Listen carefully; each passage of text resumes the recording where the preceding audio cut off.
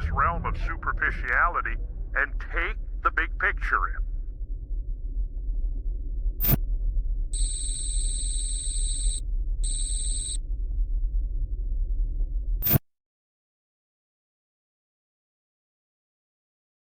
Look at there. That's Aquatennial Canoe Derby racers left Bemidji on July 14th, 1960 for Minneapolis, 540 miles away.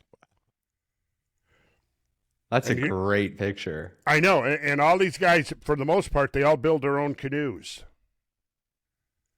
Yeah, this was a huge sport. I mean, look at the people lined up, and so there would be, viewpoints all along the race. So people would, after the teams had departed, they would all jump in their cars and go drive down, to wherever the next viewpoint was.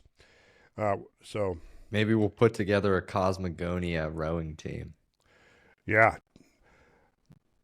Look here. Here's Tom Estes.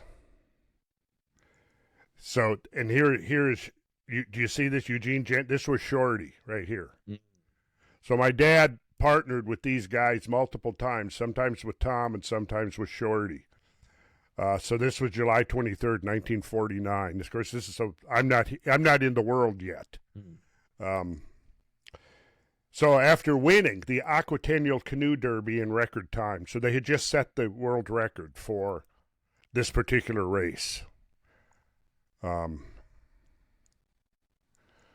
they are. Winners of the Derby 3 straight years, 48, 49, and 50, were Tom Estes, left, and Eugene Jensen of St. Louis Park. They're shown waxing their sleek number 13 canoe at St. Cloud in 1949 before taking off on the final 72-mile lap to the finish line. Now, you got to bear in mind, too, that you're not only paddling dozens of miles, you also have to get out and portage, and you throw the canoe on your shoulder and you run with it.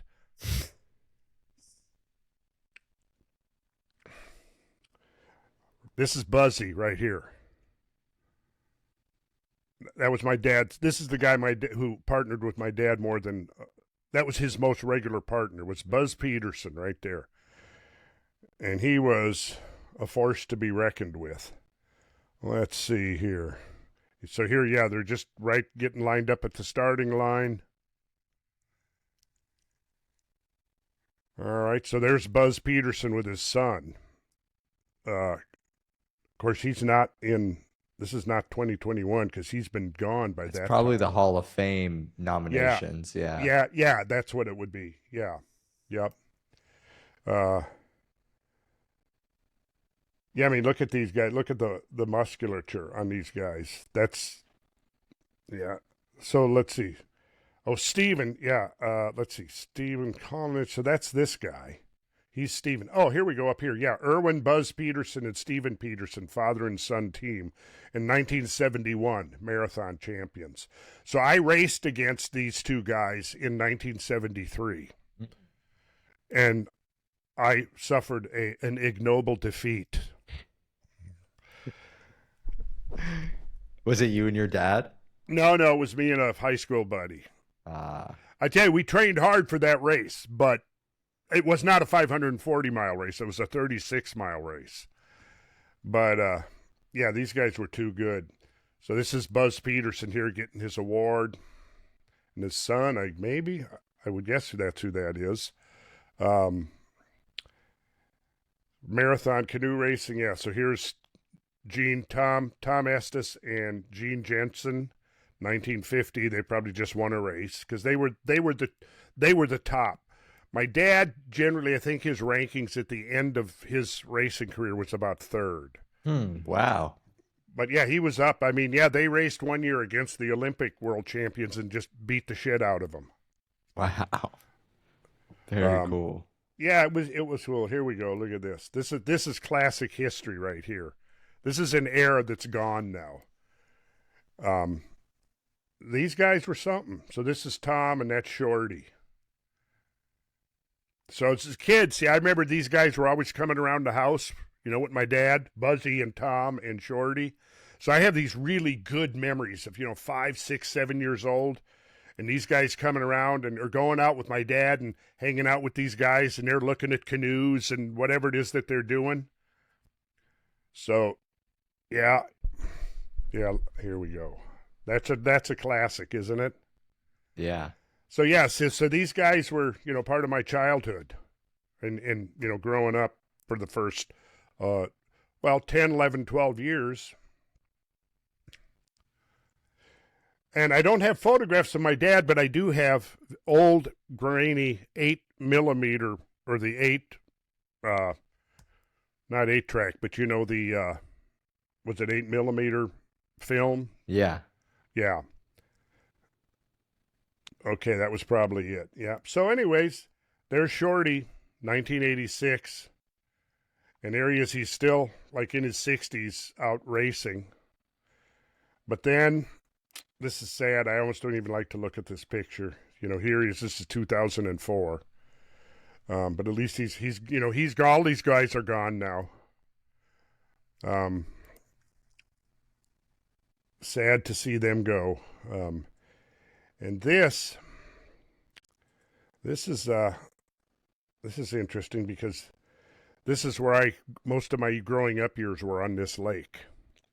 And this is 1945, and it's rural Minnesota, nothing but farms around here. This was Schmidt Lake, and then this was this was Carl Schmidt Farm, and then down here this was his brother, I forget, his brother, somebody Schmidt, probably Ole Schmidt or something. So this would have been like Carl's place, and this would have been like Ole's. This is Schmidt's Crossroad, which is a 2-lane gravel road. And down here, just off the screen, we can't see his screen anymore. Oh! Well, this takes all the fun out of it. Well, you just popped away.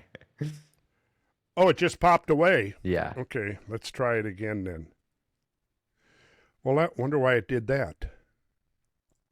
You might have closed the window that you were viewing, and it just force quit. Yeah. Is it back? Yep, we can see it. So this historical aerial photography is a really interesting tool to work with.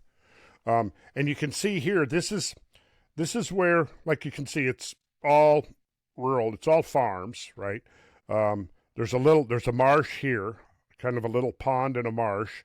This is Schmidt's Crossroad. And right here, I was about to say, this is the section line right along here, because the states were divided up into sections going back to the days of the founding of America. So this was a section line right here. Just south of the section line was the Reimer farm. And Reimers had 10 kids. They were third-generation German immigrants. And the youngest boy of the 10 kids was the same age as me. So we grew up together, and we were best friends. That's my friend Hank. And then his next older brother, who was a year older, was Dave. And we were all best friends growing up, There was Dick, Dave, and Hank. Dick was the same age as my older brother, Fred. Then Dave was in the middle, and then Hank and I were the same age. And we were all good buddies, hung out together.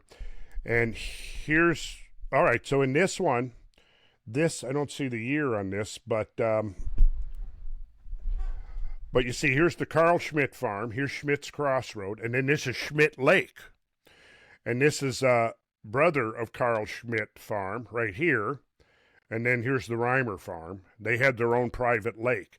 Now, of course, all of this is developed now and turned into. So what Schmidt's Crossroad is now called Larch Lane, and it's, a regular-sized paved street.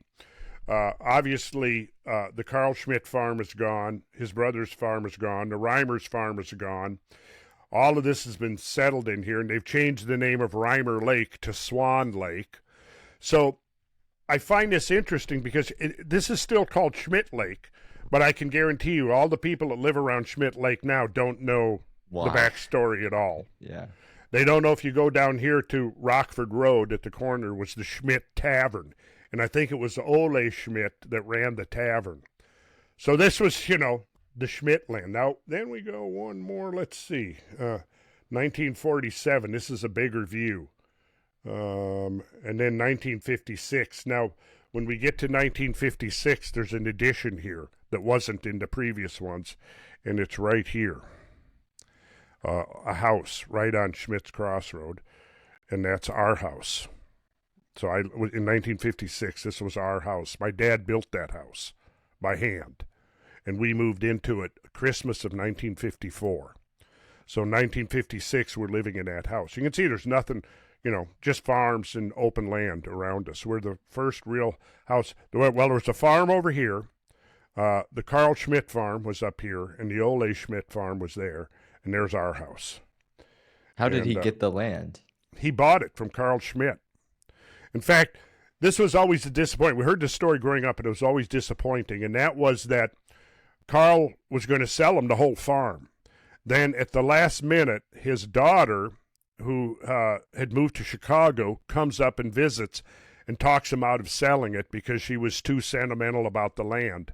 So he sold us a couple acres right here on the south, this little wedge down here, right on the lake. So we own this little wedge right here.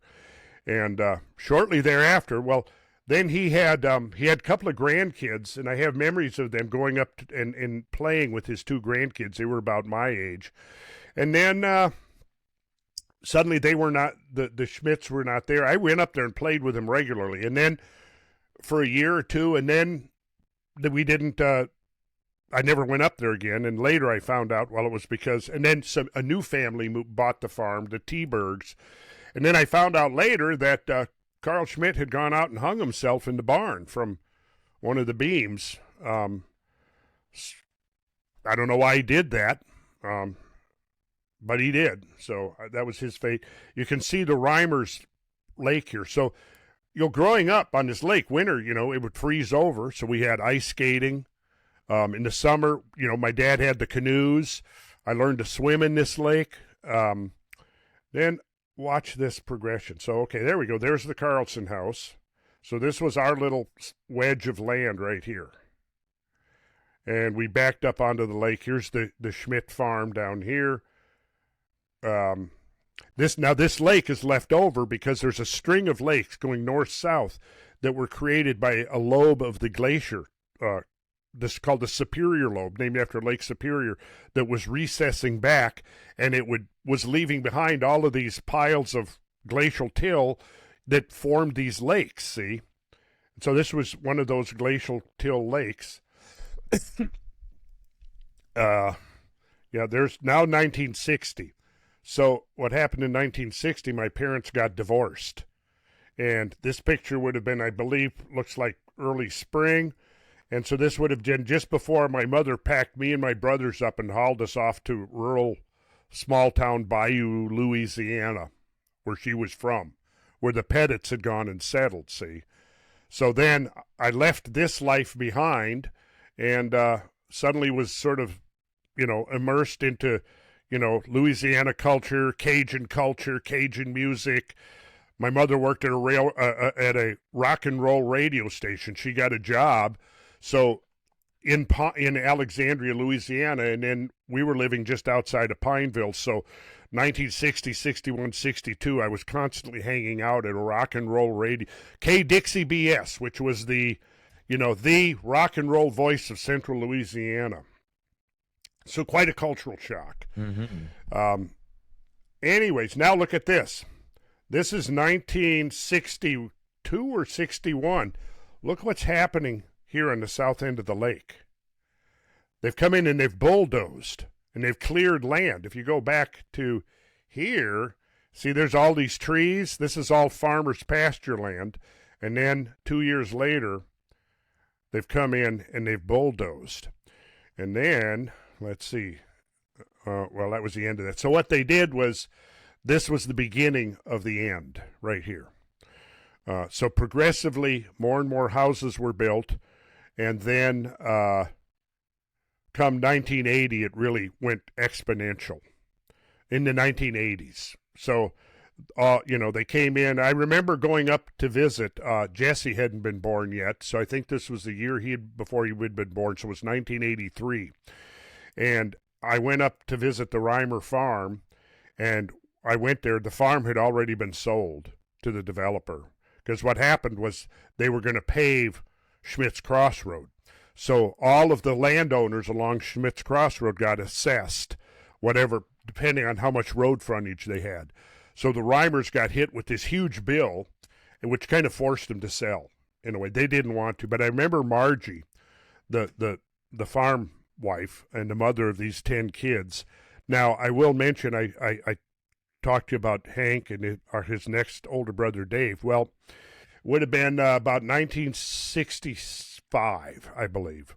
It was middle of winter, and he was out with some friends, and they slid off the road, and the car flipped, and Dave was thrown from the car and knocked out, and he laid there and froze. He was unconscious, and he laid there and froze to death. It was in the middle of winter, and that was a huge trauma in the middle of because we were like, you can see here, they're like our nearest neighbors. I spent more time up there at the Reimers farm and hanging out with them, as much as I did at home almost. So when Dave got killed, that was a major trauma, and I remember being traumatized by that. But Hank, his younger brother, was really traumatized and went through this several-year thing where he couldn't go to school. He dropped out of school.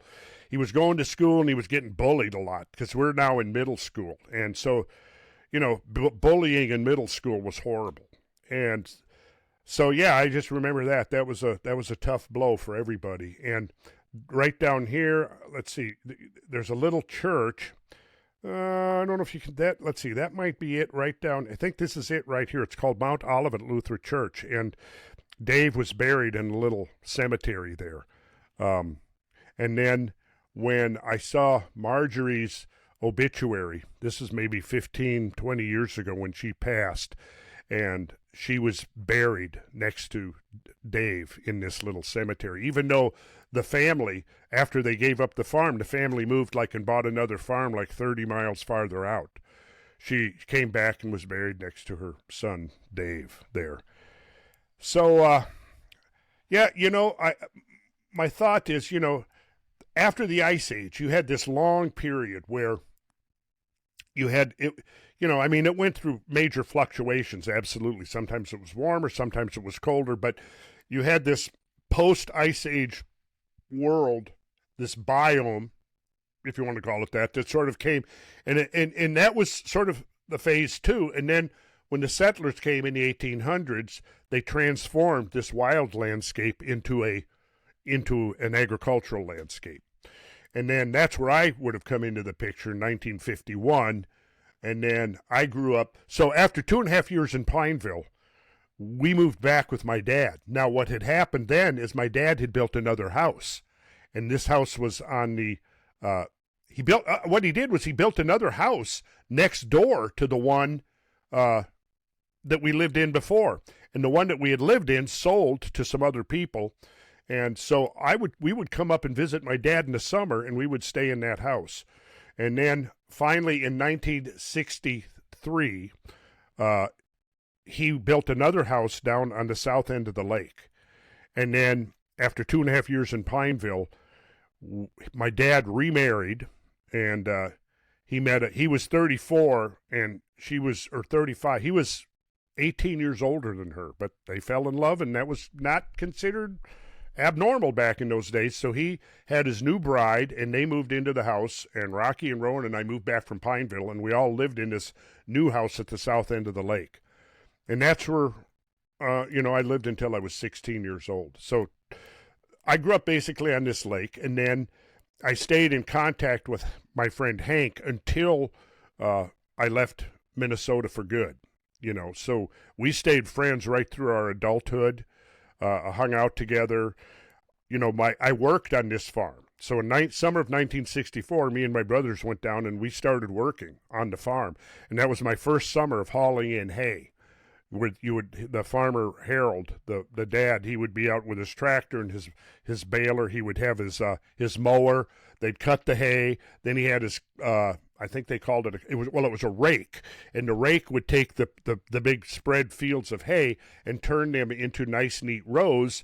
Then he would come with the baler. The baler would scoop up the rows. It would pack the hay into these bales, wrap the twine automatically, spit them out the back. And so the boys would come, and we would load the hay bales up onto the wagon, and the sisters would drive the tractor that was pulling the wagon. So they would be 10, 11 years old, 12-year-old girls, and they would drive the tractor. And it was then that I realized women's privilege. Because I'm back there lifting these 40 and 50-pound bales, like hundreds of them in a day, and the girls get to drive the tractor. And I thought, what? I want to have a turn driving the tractor. But no. No.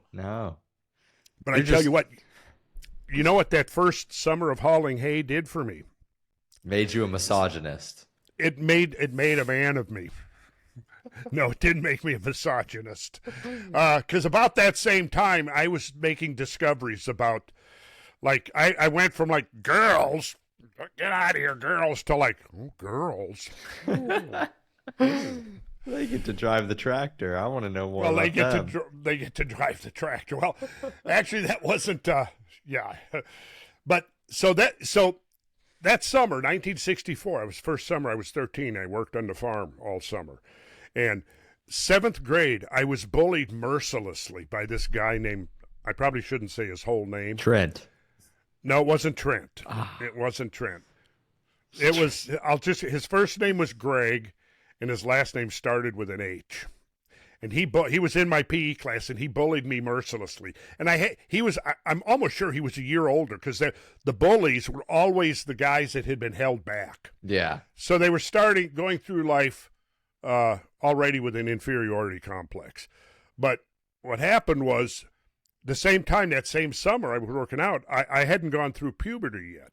But between late 7th grade and early 8th grade, I went through puberty. And, you know, that's a big difference, certainly in boys' lives, between prepubescent and post-pubescent, right? So I'd been all summer, lifting these hay bales and taking them back to the barn and stacking them up in the hay barn. And by the end of the summer, we had the whole barn filled up to the rafters. So I go back, and immediately, here he is again, mercilessly bullying me, psychologically dominating me. And I acquiesced. I was like, God, I hate this guy, and then, but I soon realized that his domination of me was purely psychological at that point, right? Because it was so ingrained that he had been bullying me and that he was my superior for that whole 7th grade. So one day we're coming out of the shower, and I'm just starting to get dressed, and I just pulled up my shorts, and he comes out and starts whipping me with a wet towel. So you remember a locker room? You had the lockers, and then you had the bench down the middle. Well, he was on one side of the bench, and I was on the other. And before I knew what I was doing, I got so mad and had such an adrenaline rush that I grabbed him and threw him down on the concrete floor and got on top of him and pummeled him. And that was one of my first major real tastes of victory. Yeah. It was. I mean, you can't imagine what that feeling was like. And then, immediately, of course, all the bloodthirsty other 8th graders are like, ah! Yeah. And next thing I hear, we had the two coaches, Coach Sahaki and Coach Haldy. Coach Sahaki was old, about to retire. He was a cool guy, but I hear somebody call, oh, Sahaki's coming, or Coach is coming. So he comes running, and I jump up, and he looks, and we're both standing there, and Greg is all red in the face, and I'm kind of standing there with this victorious, and he could look and immediately tell what had happened.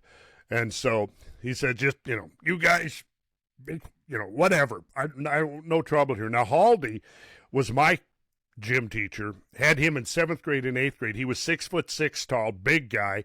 He walked around, and hanging from his belt was a wooden paddle, and it was maybe, 18 inches long, 18 inches long, and had holes drilled in it to reduce the aerodynamic friction. And he would have that hanging from his belt. And I don't remember how many times I remembered this, like this burned into my brain. Carlson, grab your ankles.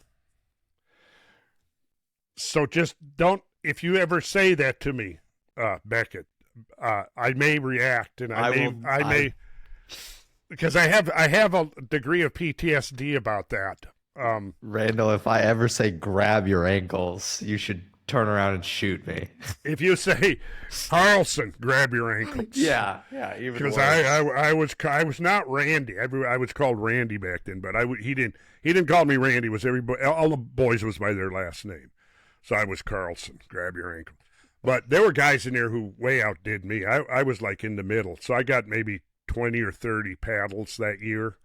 There were guys who probably got 40, 50, 60, and you would have, and you're just wearing these little ridiculous thin gym shorts, man, didn't provide any cushion at all.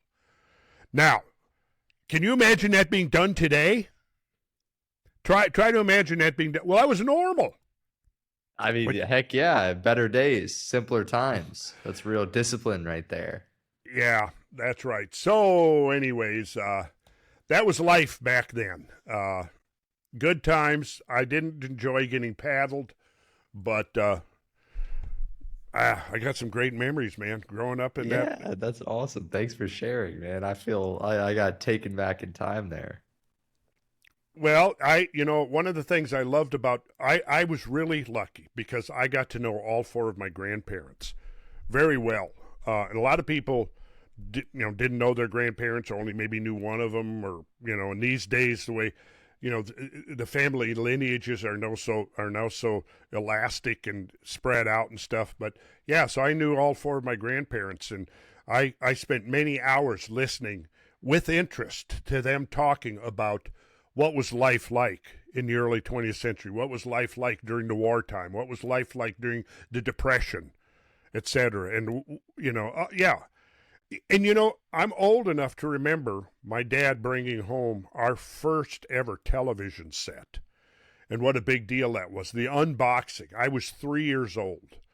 And he brought the television home, and my older brother, my mom, it was really an exciting thing. And opening up the box, this would have been 1954, about the time that the middle class started being able to afford television sets.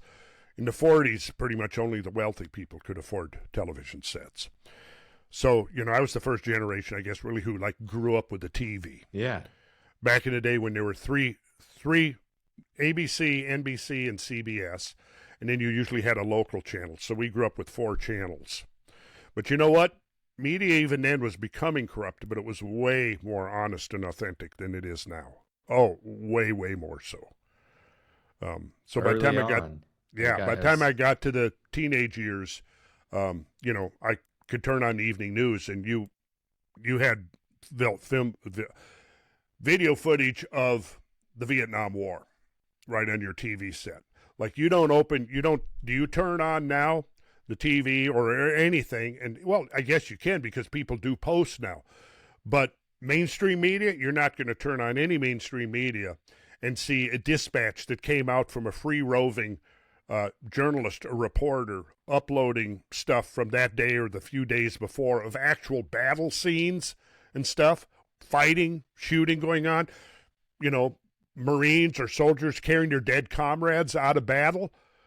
No, you didn't see any of that, but now you don't on mainstream media. They don't show that because coming out of the Vietnam War, the idea was they wanted to get control of the narrative. So the first thing they did was they shifted from being able to have free-roaming journalists and photographers and things who could go anywhere without restraint for the most part, to having embedded journalists, which meant that you go where we assign you with what group, and we have the power now to censor anything that comes out. So all of that came as part of the post-Vietnam era, which and it was called the Vietnam Syndrome, if you hear that. The Vietnam Syndrome was because of the free-roaming media. That was a huge, major influence on turning public opinion against the war. Because you could turn your television on, there it was, right there. And then, of course, on top of that was the draft. Right. So it's not an all-volunteer army. It was post-Vietnam again, where they switched to the all-volunteer army, and that was, again, to try to be able to get control of public opinion. Because after post-Vietnam, they did not have control of public opinion. And you had their draftees coming back saying, hey, this is all bullshit. It's all bullshit. And they had no emotional investment in the narrative And the idea was you go to a volunteer army, and now you've got much more control over what they can say, what they can do, et cetera, et cetera. Whereas when you have draftees, they're like, they come back, it's all bullshit. So that was the thing. That was what was in the background hovering over us of my age when I hit those teenage years.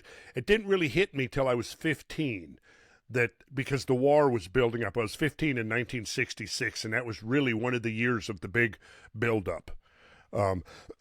Before that, it was just completely not on my horizon, my radar screen at all.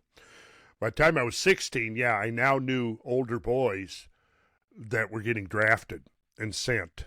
And by 67, I knew older boys that had been drafted and sent over there and gotten killed. So at that point, it really, boom. The walls collapsed.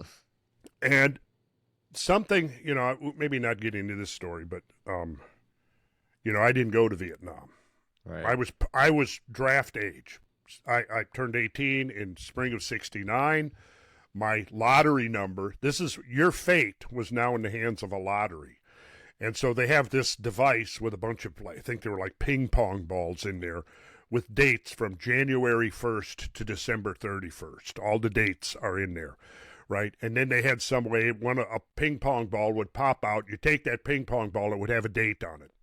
So first date that comes up, if that was your birthday, you're going to Vietnam. You're getting drafted. Was there a year on the ping pong ball, or was it just a month and a day? I think it was just a month and a day. Right. I think it was just a month and a day. So you only got 365 shots.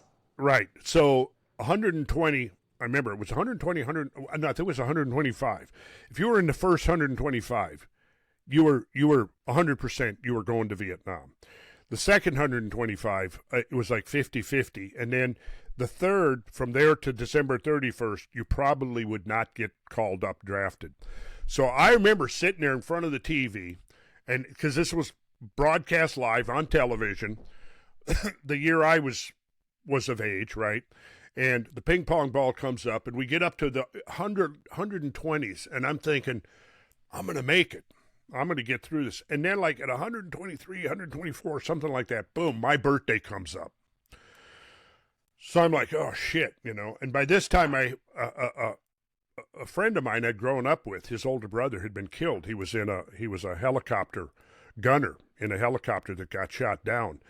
And the Lamuska, so they lived on a farm the next crossroads over, and I rode the school bus with those two boys from first grade up through, so he got killed. I remember, I don't think it was his brother that I was talking to, it was a friend of the family or a kid that knew him, and I asked of Tom, and he said, well, yeah, he was killed, and they sent his remains back, and the actual conversation I don't remember word for word anymore, but I just remember him telling me that what they sent back of this kid Tom that I'd known, for years would fill a shoebox. And I remember being quite shocked at that, because I could picture this happy, vital kid that, we played together. He would be on the bus. I was the same age as his younger brother.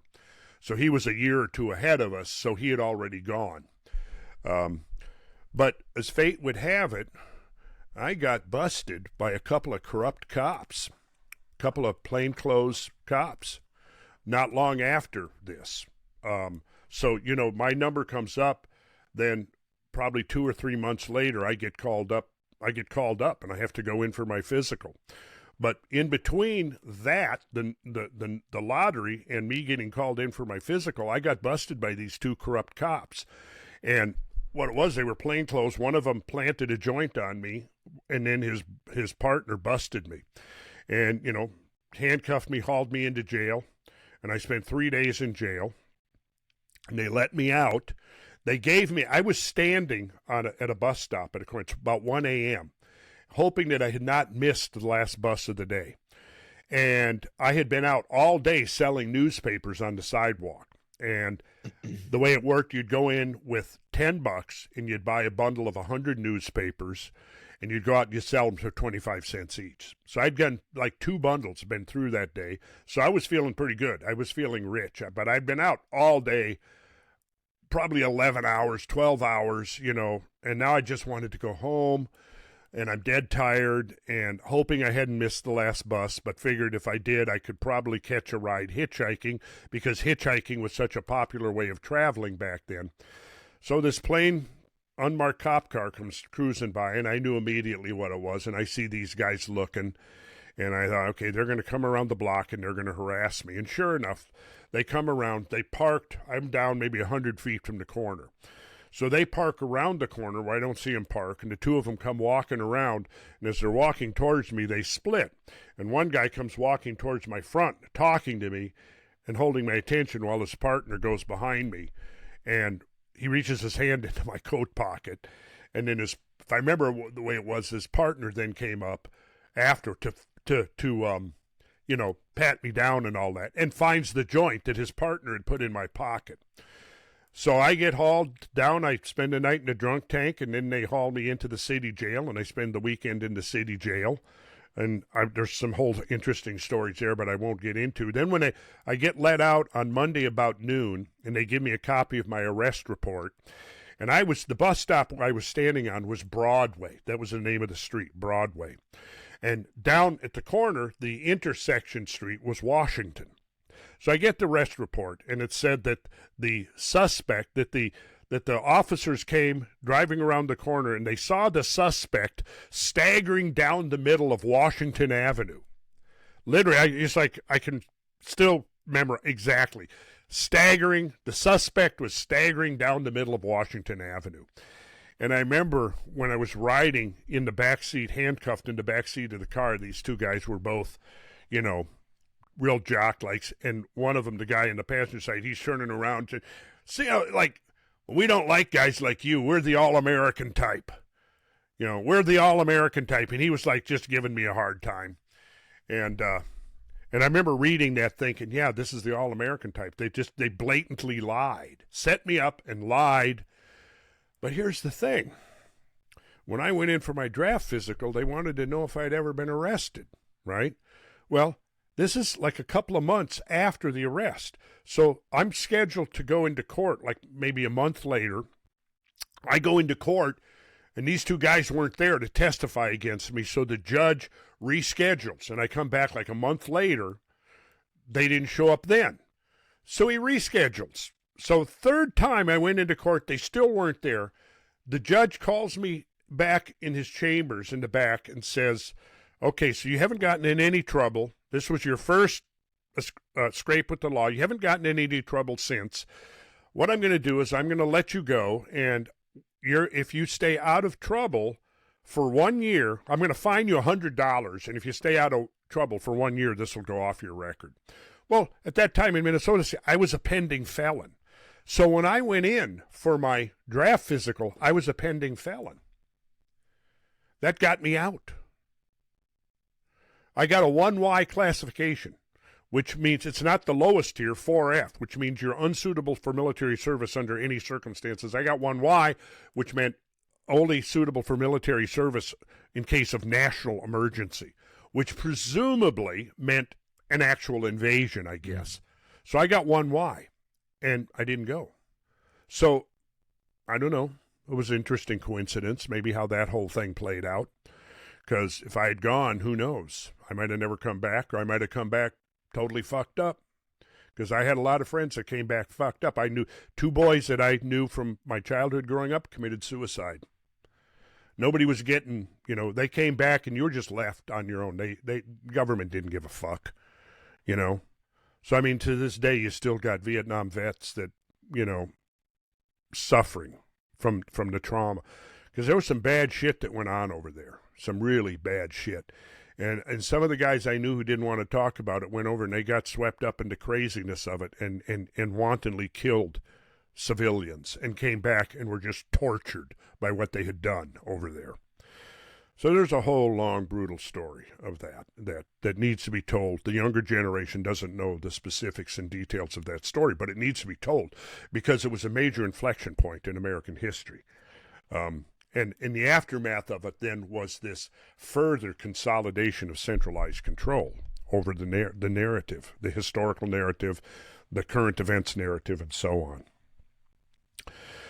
It worked. Wow, man, that's there was something watching over you. You know, who who would have thought the All Americans actually would have saved you? In a way, yeah, it's ironic, isn't it? Mm-hmm. But you know, there was this kid. He was a stereotypical jock. His name was Rick. I won't tell you his last name. He's probably might still be out there. But he was captain of the wrestling team. So I remember my last year in high school, which was 68, 69. He and I were in a class together, and I remember him kind of cornering me because they used to bring recruiters into the high schools. So there was a group of us that got together, and we wanted to bring in, there was like like draft resistance groups and anti-war groups, and they would help people, like, you know, if you don't want to go, we're going to help you figure out how not to go. And there was this growing, huge resistance. I mean, in 1966, something like 3/4 to 80% of the American public was pro-war. By 1968, it had reversed, and 3/4 to 80% of the American public were against the war. That's all it took was two years. By 1969, 70, yeah, I mean, even those who had originally been supporters of the war. But I remember Rick coming up, and we got this, because I was helping. I wanted to bring in one of the anti-war people, you know, as a counterbalance to the military recruiters that were coming into high schools, right? And I remember after that, he kind of confronted me a little bit, and he, you know, had this whole thing in his head, you know, well, we got to go fight the communists over there, because if we don't fight them over there, we're going to be fighting them over here. I just wasn't buying into any of that. It was bullshit. That was the domino theory. If Vietnam falls to the communists, then Cambodia is going to fall, Laos is going to fall, etc. And there we go. We've lost all of Indochina to communists. Well, basically, the whole domino theory was bullshit. But anyways, we had this. It was kind of friendly, but it was kind of an argument, you know. And this is 1960, probably 1969, right? Spring of 69, because I got out that, you know, that was my last year. So then, it's summer of 1973, 4 years later, and I'm working with my dad. Was in summer of 73 was the year that I was canoe racing. It was also the year I did my first ever contract job, and I worked with my dad that summer. And we were working in a place called Golden Valley, and I ran into a kid that I knew from high school who had just opened a record store in the basement of a little commercial building near where we were working, and he called it Down in the Valley, because you had to go downstairs to get in there. And in fact, I may have gone in there to buy a record or something, and I saw this guy Steve, and we knew each other. I told him what I was doing. He said, "Man, I need all these shelves and things built, displays and places to put my record." That was my first ever contracted job. Well, anyway, so I'm working with my dad nearby. I'm working at Down in the Valley Records. And then I went over, and there was a nearby drugstore, and I think it was like they had a soda fountain. The drugstores all had soda fountains back then, right? And I go in, I'm in the line, I'm waiting to pay or something. I hear somebody go, "Hey, Carlson, is that you?" And I turn around, and I look, and the guy, it's shaggy, kind of long hair and the beard, and I definitely recognize the guy, and I knew him, and then he says, "Hey, it's me, Rick." Like, Rick, what, you know, whatever. I actually do remember his last name, but so we got to talking, and he went over and did a tour of duty, and came back, and he said, "Do you remember when you and I were having that discussion or debate or whatever he called it?" And I said, "Oh yeah, I remember that." And he said, "Well, you were right. You were right." That was really, you know, I remember that moment, running into him like 4 years later, and him telling me that I was right in our discussion, and because he'd gone over there and seen for himself it was bullshit. And a lot of guys did. A lot of guys went over there, came back seeing that it was bullshit. And that was, you know, we got into that whole 70s, you know, the Vietnam War syndrome, where people were sick of war. They didn't want war anymore. But that all began to change in the Reagan years, and then it accelerated. And then it got to the point where we got to the 90s, and you had the neocons. And the neocons basically had a whole different plan for America. They didn't want America to go isolationist, right? Which it wasn't really isolationist. If you're engaging with other countries and other cultures culturally, you know, whatever, you're sharing culture, you're sharing scientific research, It's just you've got international businesses and all that. That's not isolationism. But the way they framed it is if you didn't want this aggressive hegemonic foreign policy, you are an isolationist. They still do that. If you hear somebody talking against being involved in Ukraine or against being involved in the Middle East, oh, you're an isolationist. No, I'm not an isolationist. I'm for all kinds of exchange, cultural exchange, artistic exchange, scientific exchange, all these kinds of things. So I'm not an isolationist. I'm just not an imperialist. I'm a non-imperialist. Yeah, that's exactly what it is. But they got control of the narrative in the Daddy Bush years. And then the Clinton administration, two terms of the Clinton administration, again, was totally dominated by the neocon. And then, of course, when you get Bush Jr. in there, that's when the big flip occurred, Because, so what change did you see? Like, you're talking about, like, there was the Vietnam War syndrome. Obviously, that lasted for a while, but was it media that was changing people's minds? Yes, because by the 80s, media was now under the thumb of the Like, what type of media? government. Do you remember? Do you remember anything? Oh, yeah. Well, I mean, 80s it was still pre-internet, so you didn't have any of that. You still had to rely on mainstream media. But now, if you look at the difference between media stories in the 60s and media story in the 80s, oh, yeah, you're definitely going to see that by the 80s, it's been very much sanitized. And that was by design. And then the control of media has continued unabated to where now it's basically just an arm of the national security state. That's mainstream media. And that's what it's gotten to. Did you ever recognize it when you saw it? Like, do you have like an early memory when you're like, okay, I know this is propaganda. I know that this is. Oh, yeah. Yeah. I mean, at the age of 17, I knew I could tell the difference between the, propaganda. When Nixon was running against Hubert Humphrey, I could watch on Nixon on TV. I said, how can anybody watch this guy? He's obviously lying. This was that campaign. I'm 1968. I'm summer of 68. I'm 17. And I would be sitting in front of the TV going, how in the world they cannot tell this guy is just bullshitting? And then, of course, his plan was peace with honor. So he was going to get us on. He ran on the peace campaign. Now, Lyndon Johnson had been a Democrat. Johnson took over after the assassination of Kennedy. And Johnson was the one to really accelerate the deployment of American troops to Vietnam because, well, the reason Kennedy had to go was because, number one, mainly I think it was because he was becoming anti-war. He already, after the the Bay of Pigs fiasco, he didn't trust the CIA anymore. So he was actually thinking maybe we should pull the plug on the CIA. And he was, he was the one who pushed through the Limited Test Ban Treaty in 1963 because, up until 1963, the United States and the Soviet Union were testing hundreds of nuclear big explosions in the atmosphere. That was going on. And the planet actually is still reeling in a way from the aftermath of that massive testing campaign that went on. And it was Kennedy that got the limited, he wanted to get the comprehensive test ban treaty, which would have also eliminated underground nuclear testing.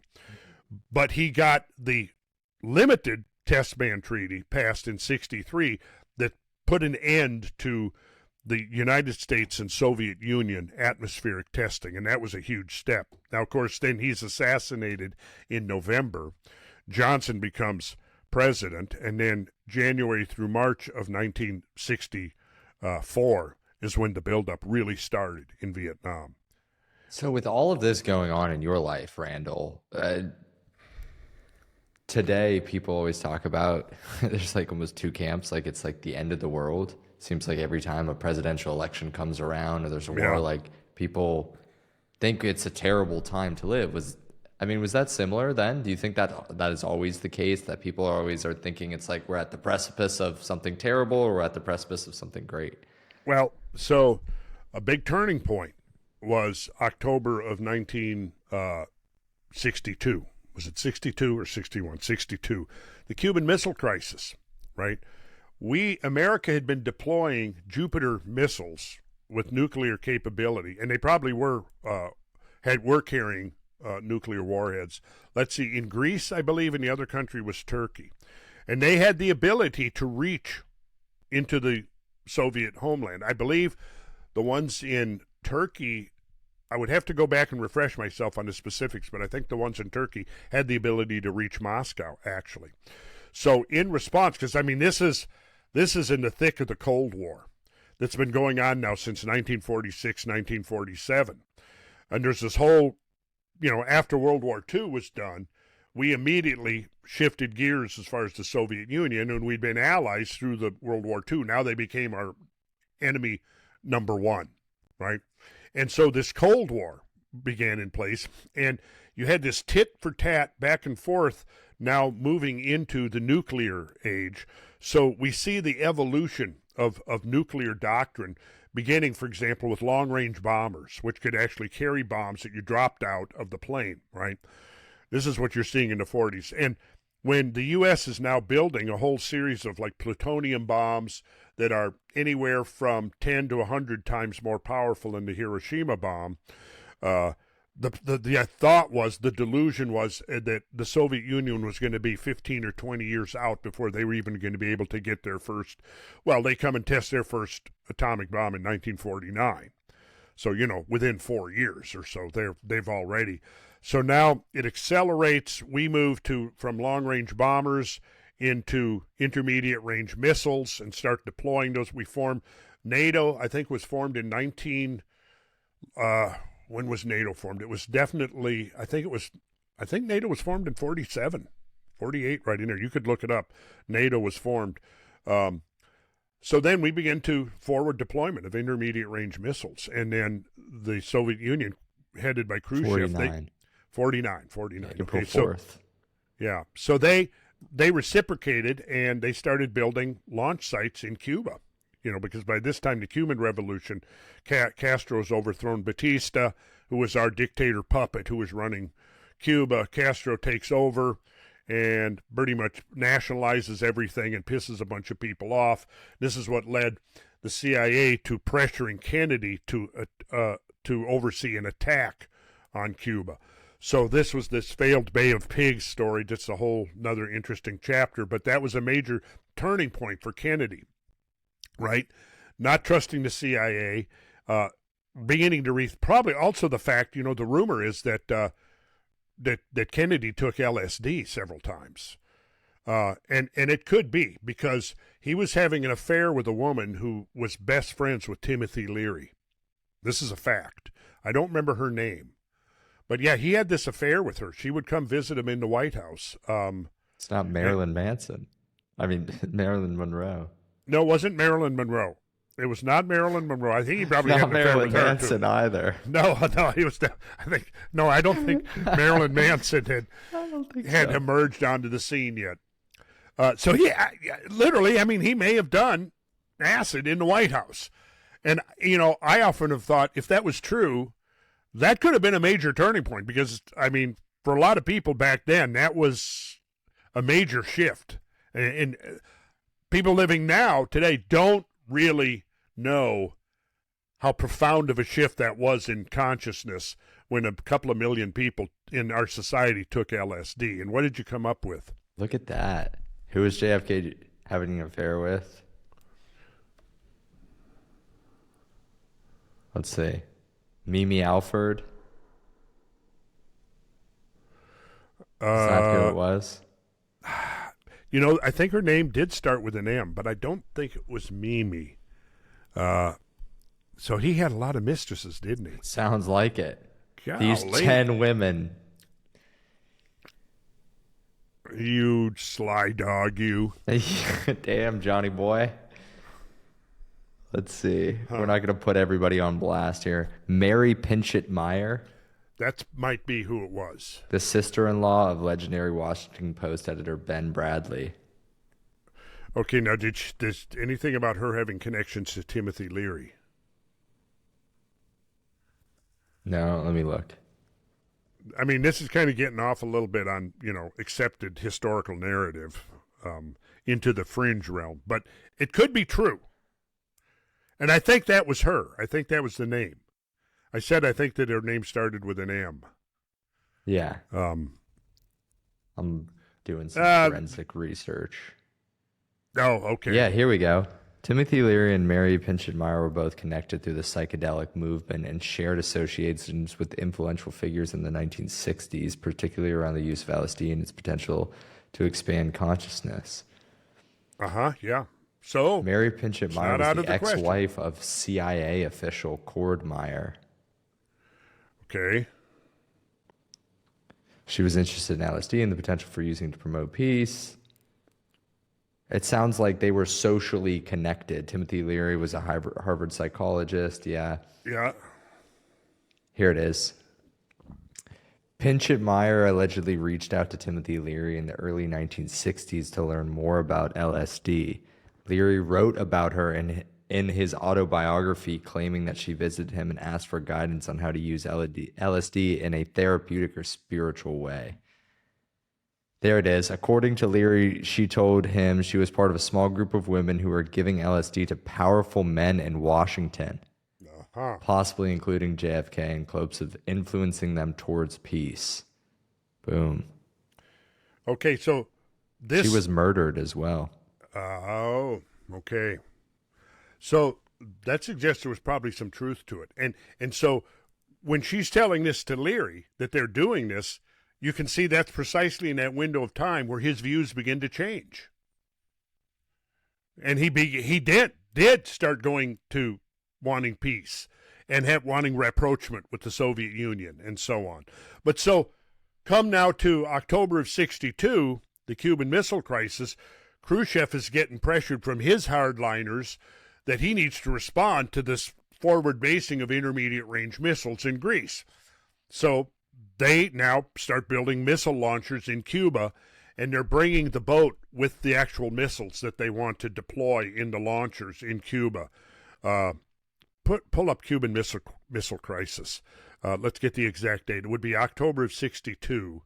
So this is when the U.S. Navy went out, and we had this eyeball-to-eyeball confrontation. And this was considered to be the closest we ever came to a World War III and potentially nuclear war. And what saved our ass was the communication between Kennedy and Khrushchev.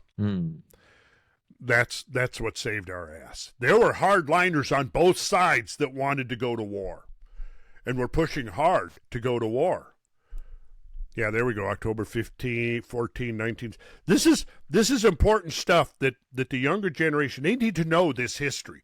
Because if you don't know this history here, you have no clue as to understanding what's going on right now and how we got to where we're at. I mean, this is the context that, following this history and where we're at now with this, because, it's been said that we have come now within the confrontation over Ukraine as close to nuclear war as we were back then in October of 62. And that could be true. Interestingly, as much as I now can't stand Trump, he may have bought us time, just like it may be one of these kind of ironic situations. But you see, right now, what is it? Whitlock, what's his name? There are back-channel talks going on between America and Russia, which did not happen for over 3 years because the Biden administration refused to talk to Russia. Between the administrations and Russia, I'm sure there was plenty of back channel conversations going on, but there was. I mean, there's no evidence that there was any communication during the Biden years, but now there is. I hope they get it fucking figured out, because we got through 40 years of Cold War without annihilating ourselves. And I kind of think that was due to the luck of the draw as much as anything. And we shouldn't be playing around. See, Oh, Putin's a dictator. Putin's a dictator. Well, you can say that, as much as you want. But since World War II, the United States has spent trillions of dollars supporting dozens of dictators in all kinds of countries, right? The whole legacy of confrontation with Iran right now goes back to the CIA overthrowing the democratically elected leader of Iran back in the 50s and installing the brutal Shah of Iran as their dictator for decades, right? That actually happened. You can research it. You'll find out. And, of course, so the Iranians, they've got this huge mistrust of, and it was the overthrow of the Shah and the extremism that was brought in by the Shah with his black prisons and all of this where people were being disappeared, anybody who opposed his regime. He was being propped up and supported by the U.S. government. And then in 79, they had the revolution in the Islamic hardliners came in and took over. That was when, during the what do they call it? Was during the campaign between Jimmy Carter and Ronald Reagan. And Jimmy Carter had this failed fiasco with this attempt to rescue the hostages that had been captured. But yeah, they overthrew the Shah of Iran, and we've been going at it ever since because several reasons. Why we were in the Middle East in the first place was to control Middle Eastern oil. Mm-hmm. That was the whole motive. Why the Shah first installed the government in the state of Israel in 47 through 49, and Israel and Iran were going to be the two key pillars of our containment policy to contain the Soviet Union and prevent the Soviet Union from getting access to the oil deposits in the Middle East and have an exclusive monopoly for ourselves to control the oil in the Middle East. And that's what our whole foreign policy in the Middle East was originally all about. So Iran and Israel were going to be the two legs of our containment policy but then when the Shah was overthrown, okay, so now Iran has become our enemy because they're asserting their own independence. And of course, it's the same thing. It's the way it goes. You had the brutal Shah who was overthrown, but the only one who could really overthrow him was somebody just as brutal, you see. And that's the whole kind of psychology of this interventionist foreign policy that we've been perpetrating since the end of World War II. And what it is now, it's called full spectrum domination. And this was the military policy conceived by the neocons back during Daddy Bush's year and then brought to fruition during Junior Bush's term from 2000 to 2008. And basically what they needed was a Pearl Harbor type event, even acknowledged in the writings of some of the neocon philosophers that included Dick Cheney, included Paul Wolfowitz, a number of others that were the key who articulated this whole idea of this game plan for the new American century, which basically amounted to the U.S. government getting control of global resources. Because remember, what happened in the early 90s? Well, the Soviet Union collapsed. So our whole foreign policy, all of our containment, everything, was oriented around standing up to this other, what Ronald Reagan called the evil empire, which was the Soviet Union.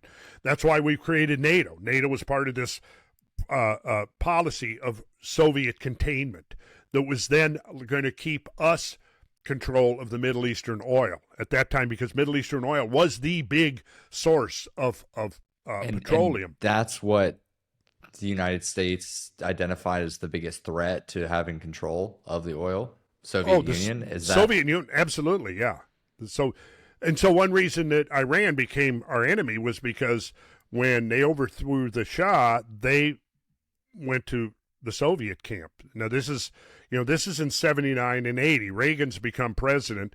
They made a backroom deal with the new regime in Iran and said they would supply them with weapons if they would release the hostages. So it was like the 444th day or something that they'd been holding the hostages. And on the day that Ronald Reagan was sworn in as president, they released all the hostages. I think there was like 40 of them, something like that. They released them all. And then, we had 2 terms of Reagan. And he was followed, and then George H.W. Bush became vice president in '88, and then ran for president, and he won. Who was it, over Dukakis or some nondescript Democrat?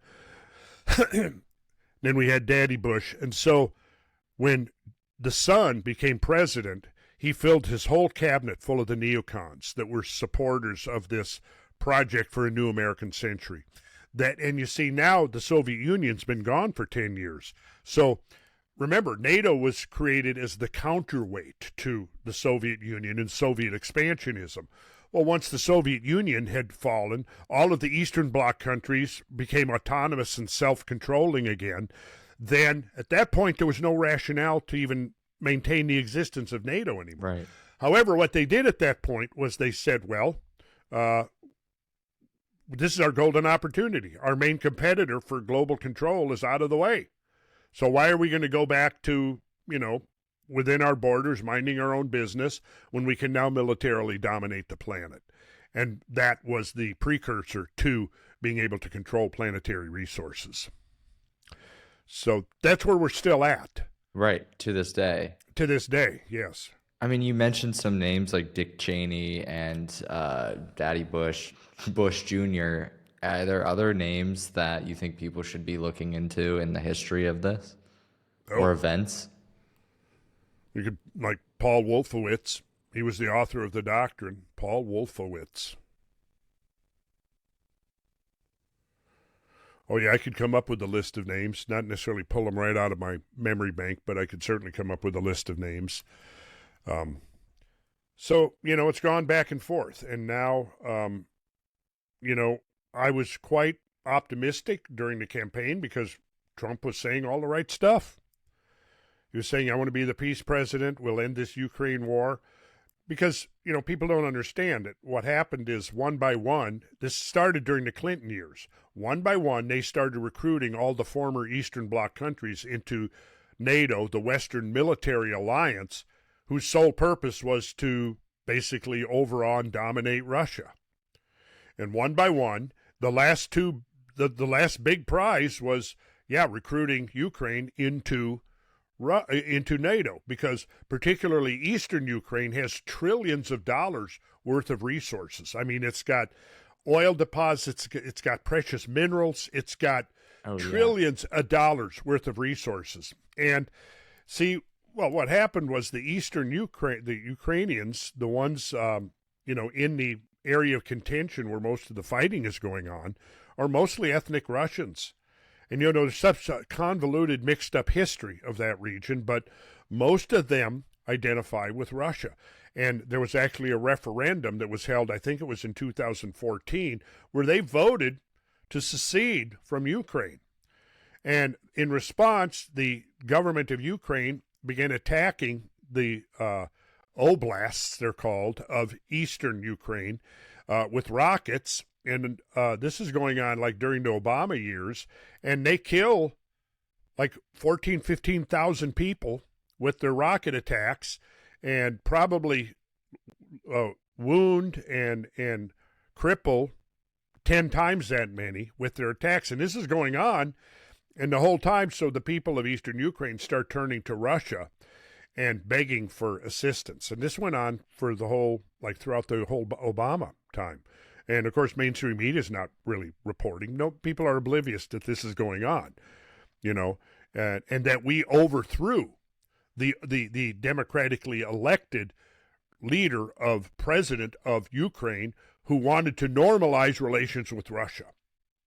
And he wanted to start trade with Russia and have business dealings with Russia and all of this. So he had to go. So he was overthrown in a coup in 2014, and then they began these attacks on eastern Ukraine. There was a whole series of red lines that Russia's put forward. Don't go there. Don't go there. And, of course, we did it. We went. And then, you kind of flip the script a little bit. What would we think if Russia was trying to form a military alliance with Cuba and Mexico, and was supplying Mexico or Cuba with weapons? Well, we can see how we would respond to that. Go back to October of 1962. We were ready to go to World War III over that, right? Well, I think it's probably to Putin's forbearance that we're still here, that we haven't gone from a Cold War into a hot war with Russia, because people don't realize how close we were getting to that at the end of the at the end of the Biden administration. I mean, we were literally a hair's breadth. They were moving these long-range hypersonic missiles into Ukraine that now had the capacity to reach Moscow.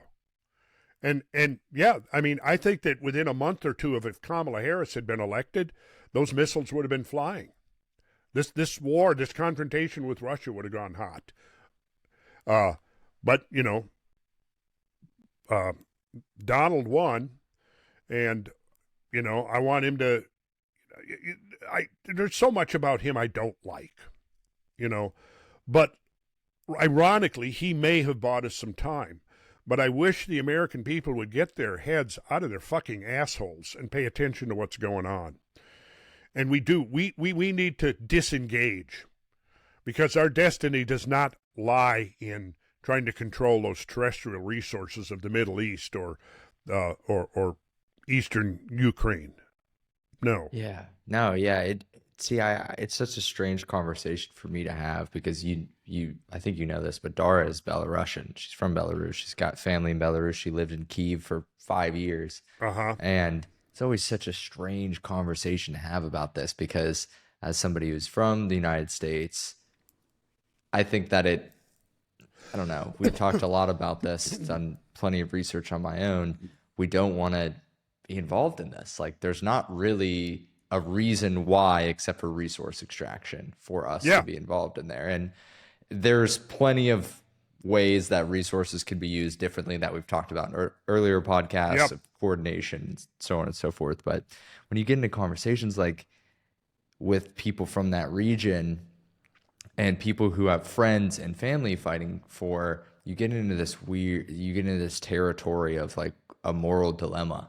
It's like, it is a moral dilemma. It is. And, Putin, I can't judge the man, but probably invading was a bad idea, but here's the thing. Again, most Americans don't know that the central government in Kiev amassed 100,000 troops right there on the border of those eastern oblasts. Mm-hmm. Right? Donsk and Luhansk. Yeah. And gave the appearance that they were about to invade. Well, that was when Putin finally, buckled under and invade, which the Eastern Ukrainians had been asking for years, because they're under the all this rocket fire coming from Kiev. So I mean, it's just a twisted mess, and we should get the hell out of there. Because there's nothing that we're doing there that's going to help solve the problem. What we're doing is only making it worse. It's escalating. It's escalating it to a global scale.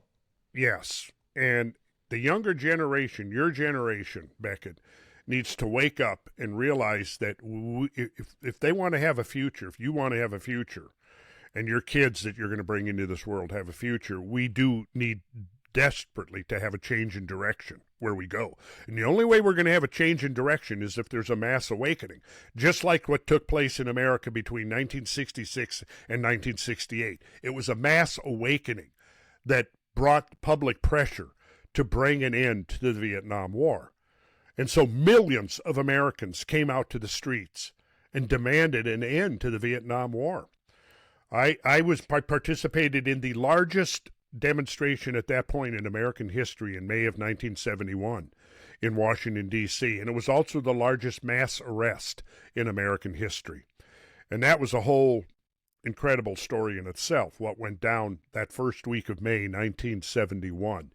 But I remember John Mitchell stepping out onto the balcony of the Justice Department, and in Pennsylvania Avenue, as far as the eye could see, was demonstrators. And it's a really wide, almost like a plaza there, completely filled.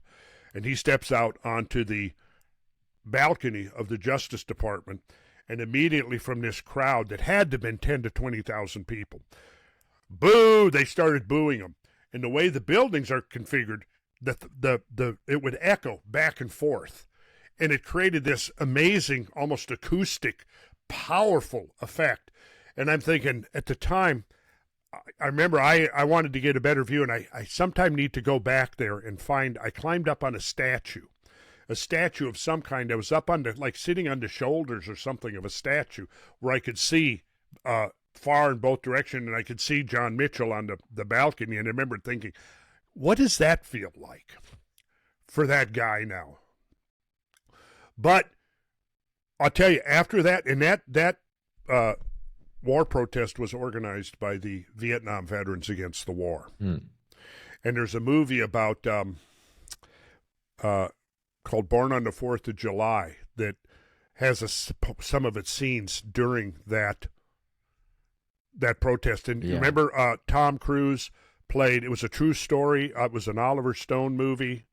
It's definitely worth seeing. And it was one of these guys like I was talking about earlier who was total gung-ho, went over there, got grievously wounded, and came back paralyzed. Yeah. And then realized that they were trying to exploit him to ramp up pro-war sympathy. And he rebelled against that, and he became a leader of the anti-war movement. Yeah. See, there's a lot for us to stand up for now. I was having a conversation the other day with Ashton Forbes. I think you know him as well. And we were talking about, I mean, if people know Ashton, they know that he's all about disclosing information about free energy devices or zero-point energy technology. He's most commonly known for the MH370 stuff. And we were just talking about, okay, well, what if there was a scale protest of that size, a scale today where we learned that the United States government, world governments have had technology that could potentially give us access to free energy, solve a resource problem for half a century, potentially.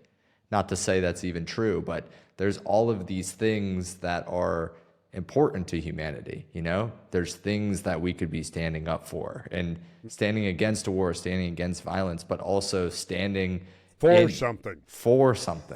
Exactly. For change, for a hope of a different future, you know? And I think, see, I'm an optimistic person. I do believe that there is massive change coming, and it is happening. I mean, I see a massive consciousness awakening. I think people who watch your channel, watch our podcast, watch Matt Bell, watch Cosmic Summit, follow all of these different brands are looking for something deeper than just entertainment or just getting lost. But if we would just take ourselves out of the digital landscape that we've become so entrenched in and look at, one, the opportunity that allows us to communicate and to coordinate and to work together, and also to look at what stands in between the coordination, what stands in between these amazing scientific discoveries that could have already happened, or if not, can happen, and societal discoveries. Like, we have so much access to build new technology, and technology that is more significant than we realize, and we use it every day in many areas of our life. Well, I have learned enough in the last, say, 5 years that I do really believe that shifting away out of fossil fuels, which will always be, I think, an important component of a diversified energy mix. And we can talk about in a minute why I don't want all fossil fuel use to end. There's a reason, right? But I think plasma physics is really showing, we know Malcolm's work, all the controversy aside, I've seen enough, been around enough people, been around, what's his name down there who has the shop there in Clearwater, the ex-NASA scientist, what's his name? I've been visited him twice. He's been testing iterations of the thunderstorm generator, and, I've seen enough to know now these things work. They do work. I mean, George, we have video proof of George huffing plasmoids, right? We were in an undisclosed location for a significant period of time, running that inside of a room, doing tons and tons of different tests on it.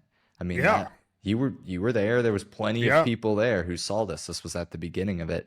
Okay, regardless of Malcolm's technology, even the science behind this, the research that's being done around plasma physics is by a lot of incredibly smart, capable Yeah. people who are Yeah. not trying to extract from it. They're trying to bring it to the world. Yeah. Well, that's, Malcolm's open sourced all of his notes, everything. So that right there, you go, okay, well, if he's, now he's got patents on several applications, but anybody can go and download. He's got it all up there. You can download, years and years of his notes, sketches, diagrams, schematics. Anybody can go do that. Yeah, I mean, there's a lot. Like, there's a lot of very promising stuff out here, ranging. I mean, I think this is one of the biggest missed, I guess you could say, publicity or marketing opportunities for the plasma physics community too. Like, Terrence Howard went on Joe Rogan. Did you hear about this? Okay, well, Yeah. Okay, whenever you say plasma physics or vortex-based math, like, that's who people think of, the general public nowadays. And Interesting. because think about it, like, what's the largest platform where this comes in? If you ask the general public, my friends who don't pay any attention to any of this know who Terrence Howard is and what he says. And he just went on another podcast that got super popular as well. So and he says some good stuff too. Like, he says some interesting things in there that some smart people are like, he's on to something as well. Huh. And then he had Eric Weinstein come on and they talked about this. Anyways, it ranges from that Terrence Howard all the way to Marco Rodin and Malcolm Bendall and Eric Weinstein. And it's just strangely quiet there. It's strangely quiet for the significance of what this would be. I just imagine, like, what you're talking about in the 50s, 60s, 70s. Like, if we were on the verge of this and with the technology we have to communicate with each other, to share information, Yeah. you would think that it would at least be something that humans value, right?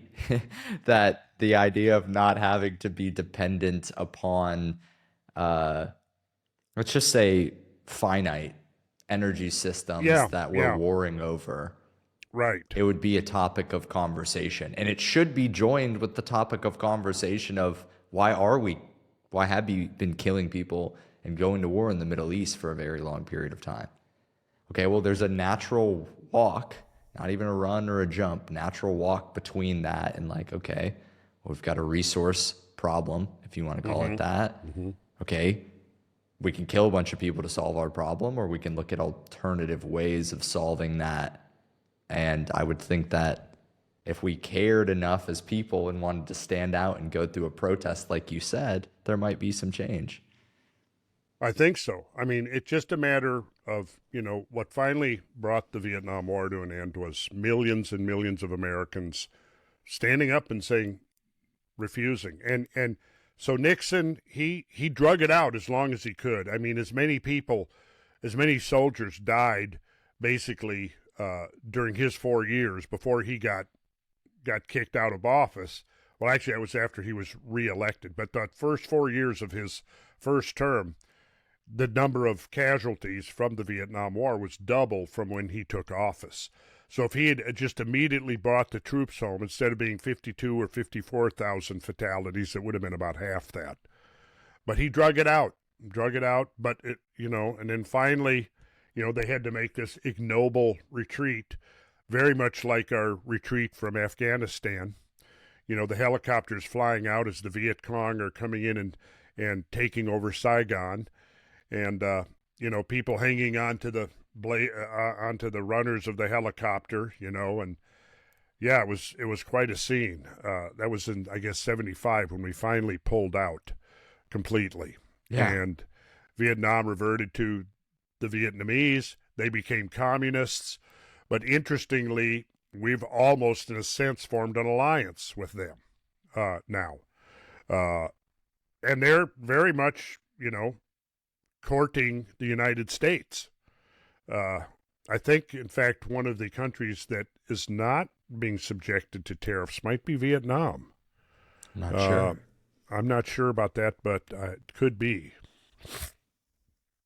And but do you know what the estimated death count is in the Ukraine-Russian war over the last, I guess it's over No, I 3 don't. years now. I don't have any numbers, but I'm guessing the range of a couple 100,000. Yeah, it's estimated over 250,000, and it's probably higher than that.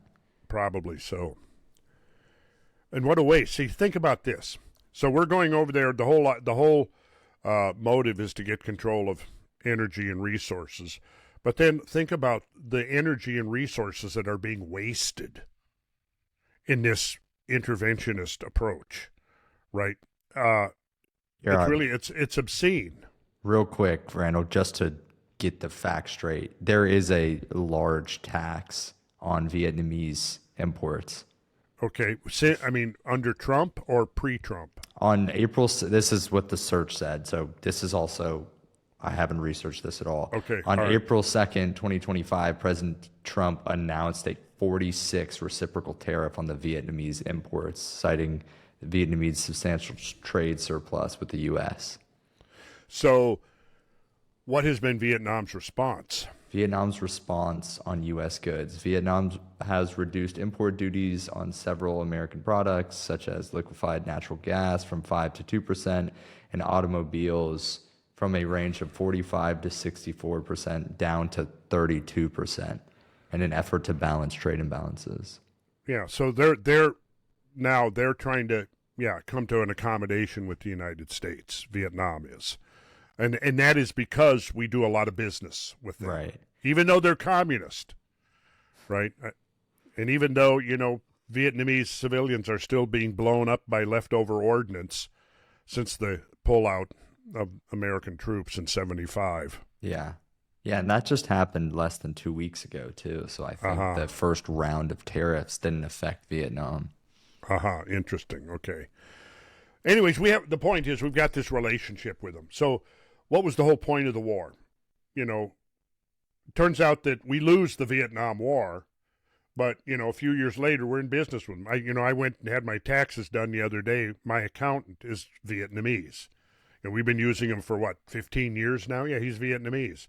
So we went in there, his whole company in there is like maybe 15 or 20 employees. They're all Vietnamese. I've had, living in apartments where I had Vietnamese neighbors, got along just fine, and I'm thinking, okay, yeah, we fought this bloody war that, we were presumably enemies, but it was all just the byproduct of policy. There was no natural, inherent, organic animosity until it was created from outside artificially. Yeah, and the only thing we've ever fought over is love and resources, right? As humans, that's an oversimplification, but so how would you pull the lever? Oh, there's a resource problem. Yeah. We don't hate people naturally. We don't fight people naturally for the sake of it. Yeah, I mean, are the Russian people our enemy? No, they're not our enemy. I'd hope not. My girlfriend might be down there plotting on me if she is. Okay. Yeah. Well, yeah, I mean, the whole thing is our foreign policy is basically just a policy of international bullyism. That's what it is. Sad. And, that's what that's what Trump is doing right now by deploying all of the military assets to the Middle East, to confront Iran. God, I mean, I hope they work something out. It would be a disaster to go to war with Iran. It could precipitate the collapse of the global economy. I mean, it could be that severe. And then there's always the danger of escalation. What does that mean? I don't think Russia is going to come in on the side of Iran. I would hope not, or China. But, they're business partners. What do you do when your business partner is getting pummeled? Yeah, I mean, I don't know. So we're poised to go to war with Iran because we want to do the bidding of who, that shall go unnamed, but I think we all know who is calling the shots right now as far as American foreign policy in the Middle East. And I'm very disturbed by that. We know that most of Congress is on the receiving end of some significant payoffs from who. How can that be? I mean, how can that be accepted? How can that be tolerated? It blows my mind that we accept that as the normal. But again, we got to talk about this at some point. That was what happened when the 17th Amendment took away the control of the state, of the Senate.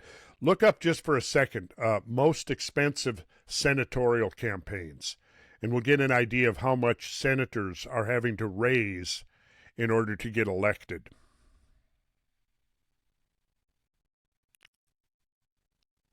Let's see.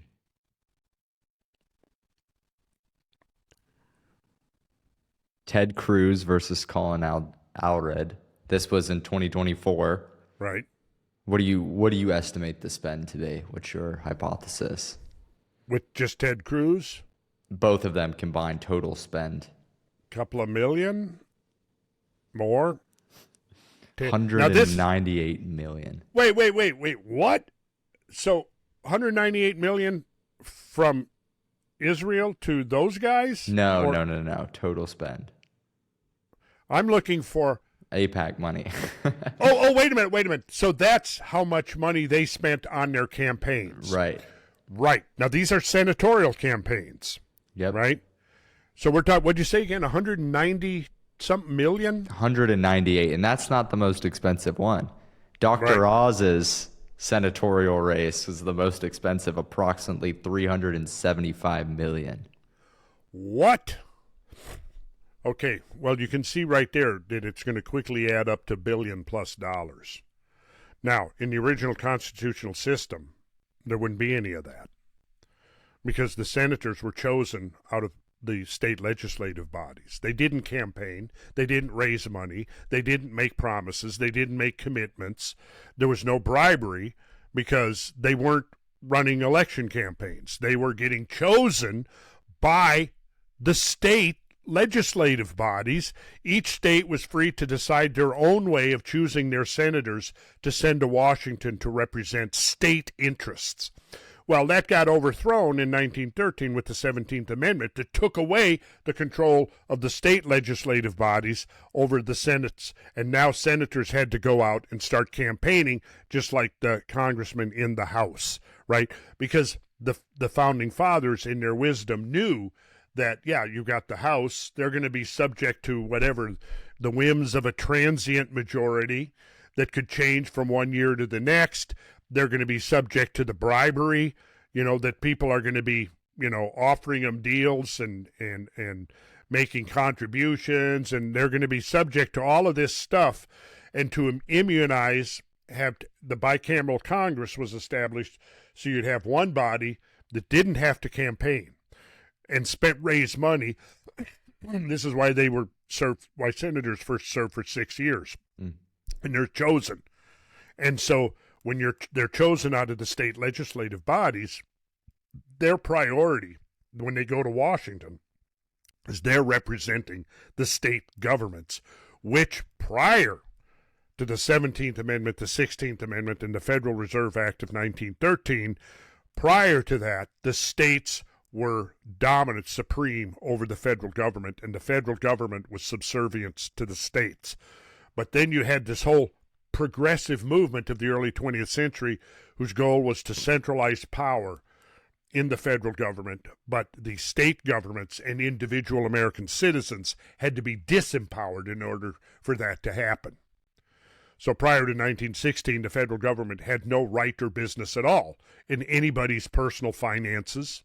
You didn't pay income taxes to the government. It was none of their business. How you made your money, how you spent your money, unless you did it deceitfully or dishonestly. But at that point, the local or state governments were considered to be fully proficient at being able to handle that kind of a problem. You didn't need the federal government in there to handle, a dispute over money if somebody's embezzling or misappropriating funds or whatever. But so that's what happened in 1913. And it was those policies and the policies of taxation and inflating the money supply, because now you had the Federal Reserve that could create money out of nothing, that gave us the financial wherewithal to enter World War I. And once we got into World War I, we planted the seeds for World War II, which led to the Cold War, and the whole military and foreign policy of the 20th century grew out of that. See, now, if people understood the role of the 17th Amendment and we got rid of that, all those big numbers you're seeing there would go away. Now, if Ted Cruz didn't have to raise $100 million to get elected, right? And who's supporting him? Well, who's making, all you got to do is look at who are the biggest donors, right? And that's who the Senate is working for. It's as simple as that. Well, get rid of the 17th Amendment, and now the senators are going to be working for the states that sent them there. And by God, we need to get back to that. Because the way it is set up now, it's a system for total corruption. And I think you can begin to see why that works and what the wisdom of the Founding Fathers was to try to create a system that minimized that possibility and kept the control of the machinery of the state in the hands of the state governments and of the people of the states, because they knew that it's a whole lot easier the closer you are to the people themselves, to the citizens of the state, the closer you are to them, the more they're going to be able to determine what's going on. Each time you remove 1 degree of distance further from the people themselves, which is what we've got now, the harder it is to control what they're doing. And so we as an individual people, we don't have much control on the federal level, but we have a whole lot more control on the state level. Now, if the senatorial races come back to the state governments, well, yeah, if they go and they start taking bribes, which is what this is, it's bribery, a system of legalized bribery, right? Well, and they've got such a good thing going. Why would they want to, why would they want to change it? Right. Right. But again, until the American people wake up and learn about this, it's not going to change. And the other problem is that the triad of control is now they've got control of the media and they've got control of education. So because they're controlling education, you're making sure that students coming of age now do not learn about the stuff we've been talking about. Yeah. Okay. Do you think they also have control of the ability to increase the money supply? Oh, yeah, absolutely. Right. Where did they get that? Well, it was an invented power that, when they created the Federal Reserve Act. If you go before that, what was the federal government's involvement with money? Well, it was the Treasury. So you could take your gold and silver bullion to the Treasury and have it assayed for purity, have it cast into standardized coinage, right? And now this could be a medium of exchange amongst, private citizens and amongst businesses and whatever. That was their power. Right? You had this trusted institution, the Treasury of the United States. And if you take your gold bullion, they can determine its purity and they can cast it into coins, or they'll take it like, banks were set up so that you could deposit your bullion. You didn't have to carry a bunch of gold around with you, but you could go and you could redeem. If you look at all the old original gold notes, it states right on there that this is redeemable in actual gold or silver. And so they took that over. They took that. The Roosevelt administration confiscated all the gold and put it into Fort Knox, because for a little while it was against the law for people to own gold. Because, again, the idea was to put people dependent on fiat money that had no intrinsic value, that you couldn't go now and redeem your piece of paper for an actual piece of gold. So getting back to the gold standard, or at least some type of an asset-based monetary standard where the government can't just suddenly look. That's why, when I started driving, gasoline was 30 cents a gallon, right? 30 cents a gallon, right? And look at pre-COVID, prices have basically doubled. The purchasing power of our American dollar is about half of what it was pre-COVID, right? Why is this? Because the government keeps on deficit spending. They keep printing out the money, and there's no direct connection between the volume of money and the actual tangible assets in society. And so if the assets doesn't double, but you double the fiat money supply, each dollar is only worth half of what it was in terms of purchasing power than it was before. And inflation is not a natural thing. The natural thing is actually deflation, because Look what happens. Examples of deflation where you have industries that were not overregulated by the government. Right here. What would the first mobile phones cost? A lot of money. And only rich people could afford them. I remember working for a rich guy in 1979, 1980, and it was the first mobile phone I ever saw he had. And I don't remember how much it was. It was probably equivalent in actual dollars to our phone today, but a phone like this, what's now $500 if you get it? This is minimum $1,000. $1,000. Okay. So if you spend $1,000 in 1979, no, that would be like spending $8,000 or $10,000 now. Right? And so basically first phones, only rich people could afford them. But what that did was the companies that were developing this technology were able to earn money by selling to rich people. They were able to recycle that money, reinvest that money into research and development, and come up with ever more efficient and improved ways of creating their product. Same thing, like back when automobiles first got introduced into the market. It was only the rich people that could afford them. So as the rich people were driving around town in their early automobiles in the early 20th century, and everybody's going, oh, those rich people, look at them, we hate those rich people. But then 10, 20 years later, all of the middle class is driving their cars around. Well, it's because the car manufacturers made a profit off of selling to the rich people. And then they plowed that back into research and development or expanding their factories, whatever it was. They were able to produce a cheaper product, and it was now being afforded by your middle classes. And, who doesn't have a car now? But the same thing with televisions. You could go right down the line. The first owners of televisions were rich people. And the left particularly doesn't understand. They're like, oh, we need to get rid of all the billionaires. Well, and it used to be we need to get rid of all the millionaires. Now it's get rid of all the billionaires, right? But what they don't understand is to an evolving free market society, there is an important critical role for the rich people. And without those rich people, you wouldn't have this. If you come and you start complaining about, oh, we got to get rid of the billionaires, well, why don't you start by throwing away your mobile phone, throwing away your computers? Because remember, when the computers first started coming on the market, they were far, far less efficient than they are now, far less powerful, and relatively speaking, more expensive. But talk about the best way to demotivate a population. Oh, okay. You will never be able to reach this level of financial success. Whenever it happens, we're just going to take it away. And we have a whole segment of American society now that thinks through that lens, through this Malthusian lens of right. Yeah. And we need to shake those people, slap them a couple of times, say, wake up. This is not what you're advocating is just more centralized control.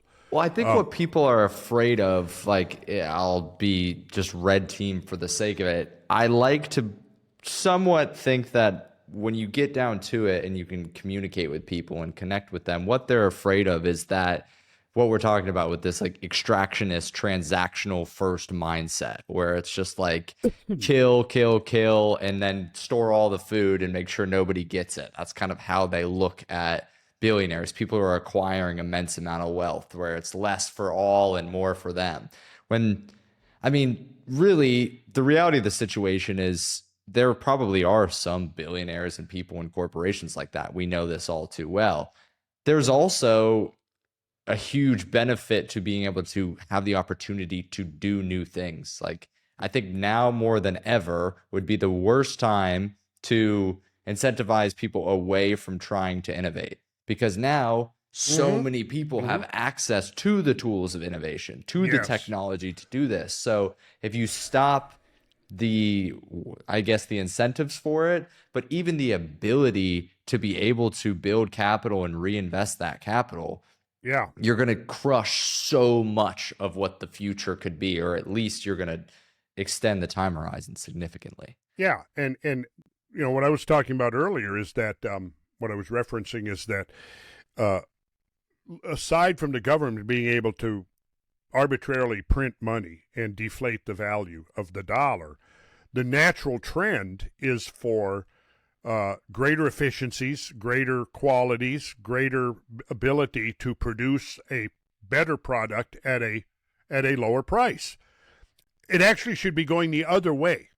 If the government got out of it and had no role to play in our monetary policy at all, that's what we would see. The natural trend would be for prices to gradually be going down as innovation improved the efficiency and so on.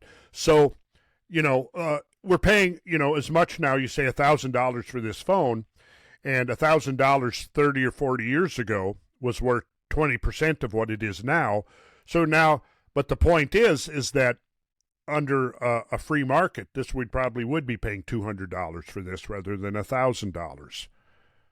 Depending on, yeah, I mean, then you kind of get into the question about manufacturing and foreign relationships. And I mean, this whole conversation with tariffs has people looking at actually how global trade works and how people benefit off each other and coordinate. But okay, so this is the prices of the first iPhones that were released in 2007.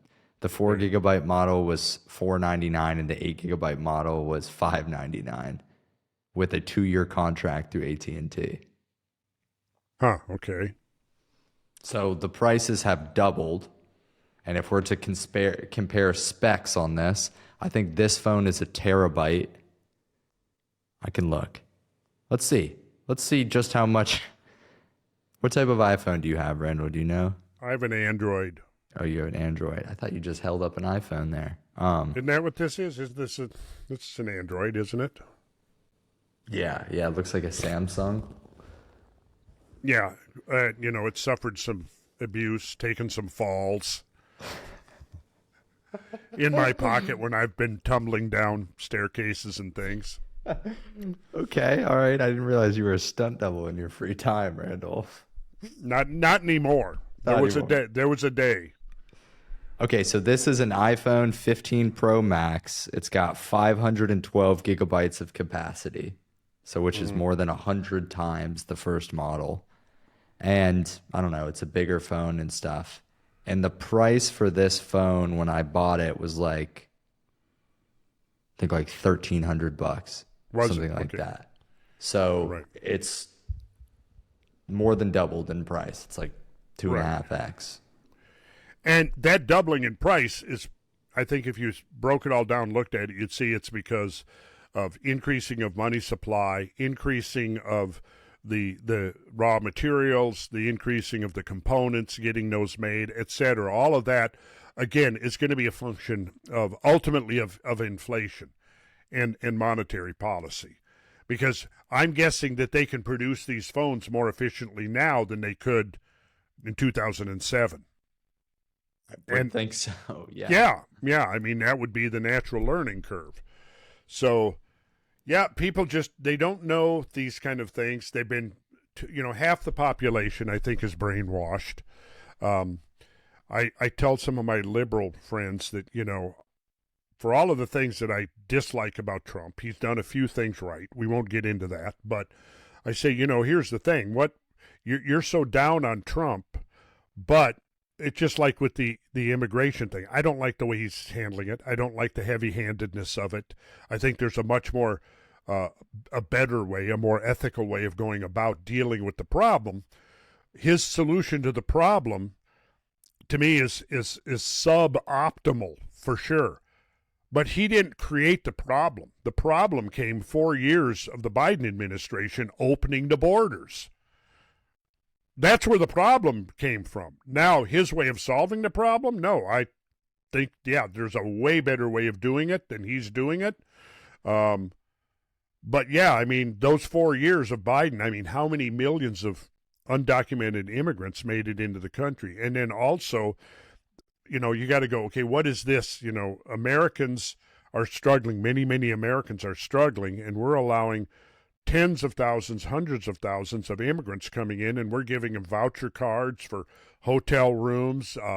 We're giving them food voucher cards. We're giving them all of these handouts.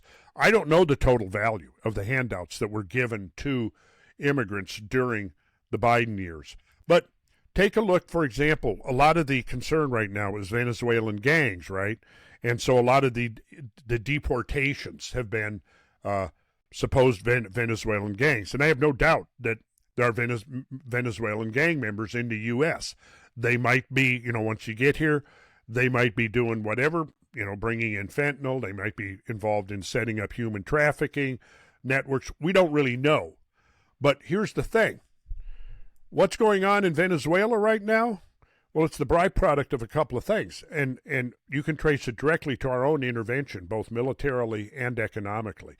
Like, for example, the sanctions against the sanctions against Venezuela have destroyed their economy, right? It's caused a mass exodus so you get the Maduro, the communists in there, so they're imposing their regime of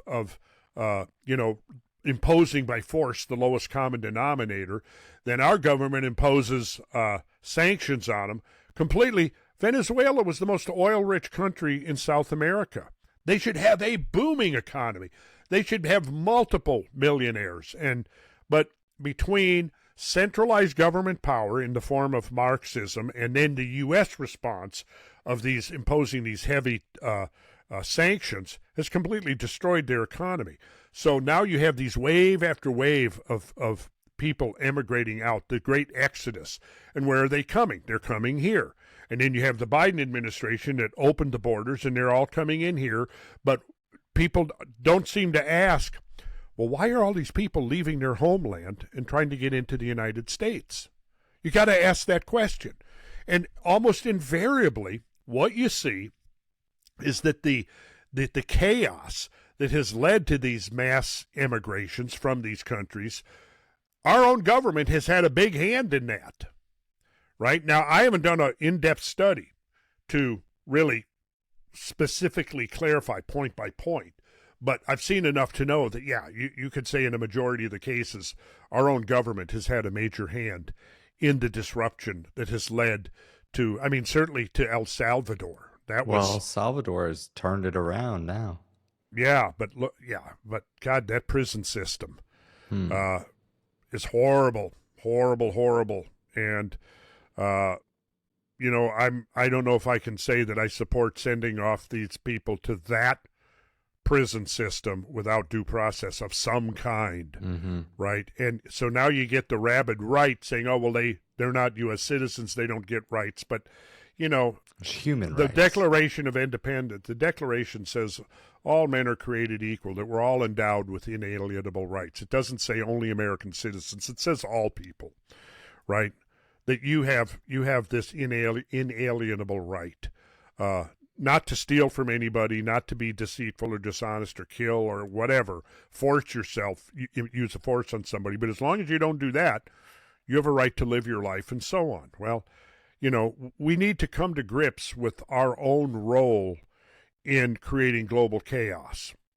And that's not, and once we do, we're going to say, okay, it's like you've got a company and you've got employees in there who are sabotaging you at every turn and are actually working for one of your competitors, for example. That might be kind of an analogy of what we've got now, because we basically, the American citizen now has been reduced to sort of a second-class role.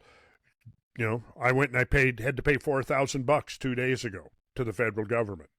I could have used that $4,000 for a lot of other things rather than sending it off to Washington so, a bunch of corrupt politicians can spend it the way they want to, right? Well, this was not part of the original system. And we're brought up, we're indoctrinated into this belief that that's an intrinsic, inevitable part of the system, that we have to, turn over a certain percentage of our labor and the fruits of our labor to the centralized power structure in Washington. And then they are being bribed left and right by all these special interests. They then get to control the money supply. They get to look into our personal finances, personal bank accounts. If we don't pay up the way we should, then there are consequences. So there's a whole system in place that ultimately is not going to be productive. It's counterproductive to the long term.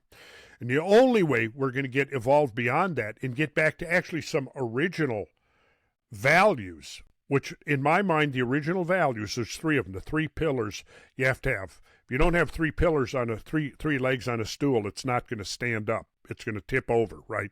And those three pillars, I think, are summed up by three words: peace, freedom, and truth. And we don't have any of them right now. We don't have peace. We don't have freedom.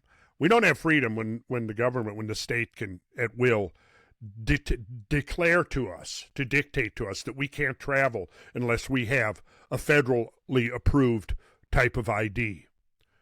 That we can't come and go as sovereign citizens. That we're not allowed that. We're being deprived of that. Peace, freedom, and truth. We certainly aren't getting truth through mainstream media, not by a long shot, right? And I'm old enough to have seen the deterioration from where we were getting a fairly generous degree of truth through mainstream media to where essentially everything now is being perverted into propaganda. And we're being fed that. And unfortunately, about half, maybe that's too pessimistic, at least a third of the American population is totally bought in to that whole propagandistic narrative, that contrived narrative. And in a way, they're kind of the obstacle. You guys, and a lot of people who voted for Trump voted because he was the only alternative to the Democrats were once a party that they were leading the anti-war movement during Vietnam. Once Johnson was gone, Johnson had to go first because look, World War II, Democrat. Korean War, Democrat. Vietnam War, Democrats. Led us into these wars that we didn't. World War I. If we hadn't gotten in World War I, there would have been an armistice between the Allied powers and Germany. But we got involved, and part of our involvement was that we were going to demand an unconditional surrender on the part of Germany. But yeah, Britain and Germany, they were ready to reach an accord until we got involved. And then we were there involved in the Treaty of Versailles when it was decided that all the costs of the war would be imposed upon Germany.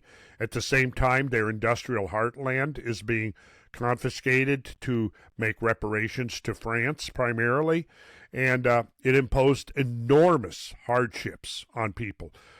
Hundreds of thousands of people starved to death in that period after World War I. Well, that's directly what led to the rise of Hitler. There would have never been a Hitler if there hadn't been a World War I. There would have never been a Stalin if there hadn't been World War I, right? But again, what turned the tide of World War I was our own intervention under Woodrow Wilson. So we had the Wilson administration, I think we could say, had to have been one of the worst in American history when it comes to the three pillars, peace, freedom, and truth, because that's where America really began to switch gears. And his intervention into World War I led to, God, how many deaths through World War I, World War II, Korea, Vietnam, all of that, which grew out of ultimately our intervention into World War I. But this is not what's generally known now amongst young people because they're not learning history.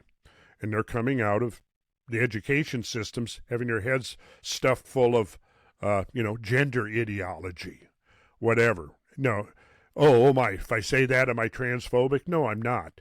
I'm just saying, we're being fed all of this bullshit. But what it does is it keeps us distracted from the real issues. So, I don't know how it's going to go down with Trump. I hope he follows through on some of it. I understand that there are back channel communications going on now with the Russians. Needs to happen. I've heard the same thing with Iran. And I sure hope that all of his threats to Iran ends up just being bluster. Because, look, it was fucking Trump that took us out of the nuclear deal we had with Iran, right? Mm-hmm. That allowed international inspectors, to come in and say, no, they don't have a military nuclear, uranium enrichment program. They don't. And I don't think they're really interested in getting nuclear weapons, except the big motive is, who shall go unnamed, who has nuclear weapons, right?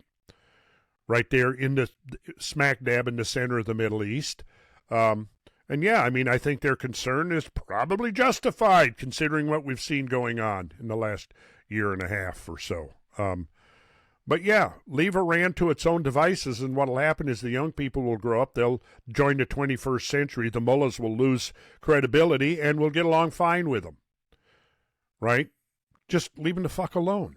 You know, it's so simple. Randall, I got a question for you. 3 questions, really. Oh, okay. What are the definitions that you have for the words truth, peace, and freedom, if you were going to define them for people?